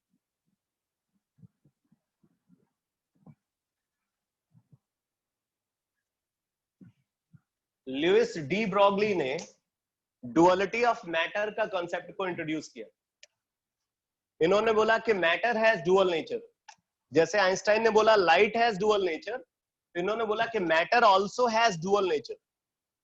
तो मैटर के अंदर पार्टिकल नेचर के साथ साथ वेव नेचर भी होता है, जिसको बोलते हैं डुअलिटी ऑफ मैटर। इस पे भी न्यूमेरिकल्स बनते हैं। फिर अगला डेवलपमेंट या नेक्स्ट कॉन्सेप्ट जो हम यहाँ पे कंसिडर करते हैं वो है Heisenberg's. Heisenberg's, HEISENBERG, Heisenberg's uncertainty principle. Heisenberg's uncertainty principle, ये कॉन्सेप्ट एग्जिस्टेंस में आया बेटा इन 1929। 1929। और फिर इसके बाद हम लोग कंसीडर करते हैं next concept wave mechanical model, जो लेटेस्ट एटॉमिक मॉडल है। Wave mechanical model of atom. इसके बाद कोई और एटॉमिक मॉडल एग्जिस्टेंस में नहीं है। वेव मैकेनिकल मॉडल 1930 में एग्जिस्टेंस में आया और इस एटॉमिक मॉडल को इंट्रोड्यूस किया हाइजेनबर्ग एंड श्रोडिंगर ने। आगे आप पढ़ोगे, ठीक है। इसके अलावा कुछ और कॉन्सेप्ट्स भी इस चैप्टर में हम लोग पढ़ते हैं, जिनको हम इस तरीके से क्रोनोलॉजिकली अरेंज नहीं कर सकते। क्वांटम नंबर्स,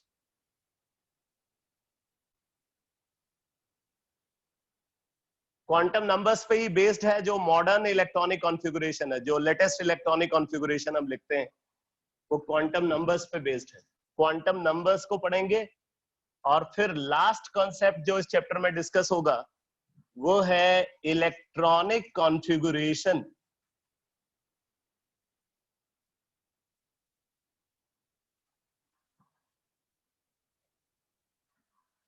तो अगर आप इस तरीके से देखो तो ये काफी बड़ा टॉपिक है, ठीक है। थोड़ा समय लगेगा, मतलब जितना टाइम आपका मोल कॉन्सेप्ट में गया है केमिकल अर्थमेटिक में, लगभग उतना ही टाइम जो है एटॉमिक स्ट्रक्चर में भी लगने वाला है।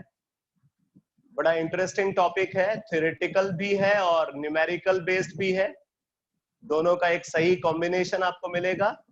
न्यूमेरिकल्स में काफी वैरायटी मिलेगी आपको, ठीक है। तो अगले क्लास में मैं पहले कुछ फिजिक्स के बेसिक कॉन्सेप्ट बताऊंगा और फिर उसके बाद 1 बाय 1 इन कॉन्सेप्ट को डिस्कस करेंगे, ठीक है बेटा। अच्छा एक चीज और, मैं पिछले वाले टेस्ट का वीडियो सॉल्यूशन कल आपको अपलोड कर दूंगा, ठीक है। आप जो है वो वीडियो सॉल्यूशन देख करके पिछला टेस्ट को अच्छे से एनालाइज कर लो, जिससे कि आप अगले टेस्ट के लिए तैयार रहो। नेक्स्ट टेस्ट जो फ्राइडे को होगा उससे पहले आपको कैसे प्रिपरेशन करनी है या आपके प्रिपरेशन में क्या कमी है वो आपको पता चल जाएगा। तो कल मैं पिछले टेस्ट का वीडियो सॉल्यूशन जो है आपको प्रोवाइड कर दूंगा, ठीक है। ओके बेटा।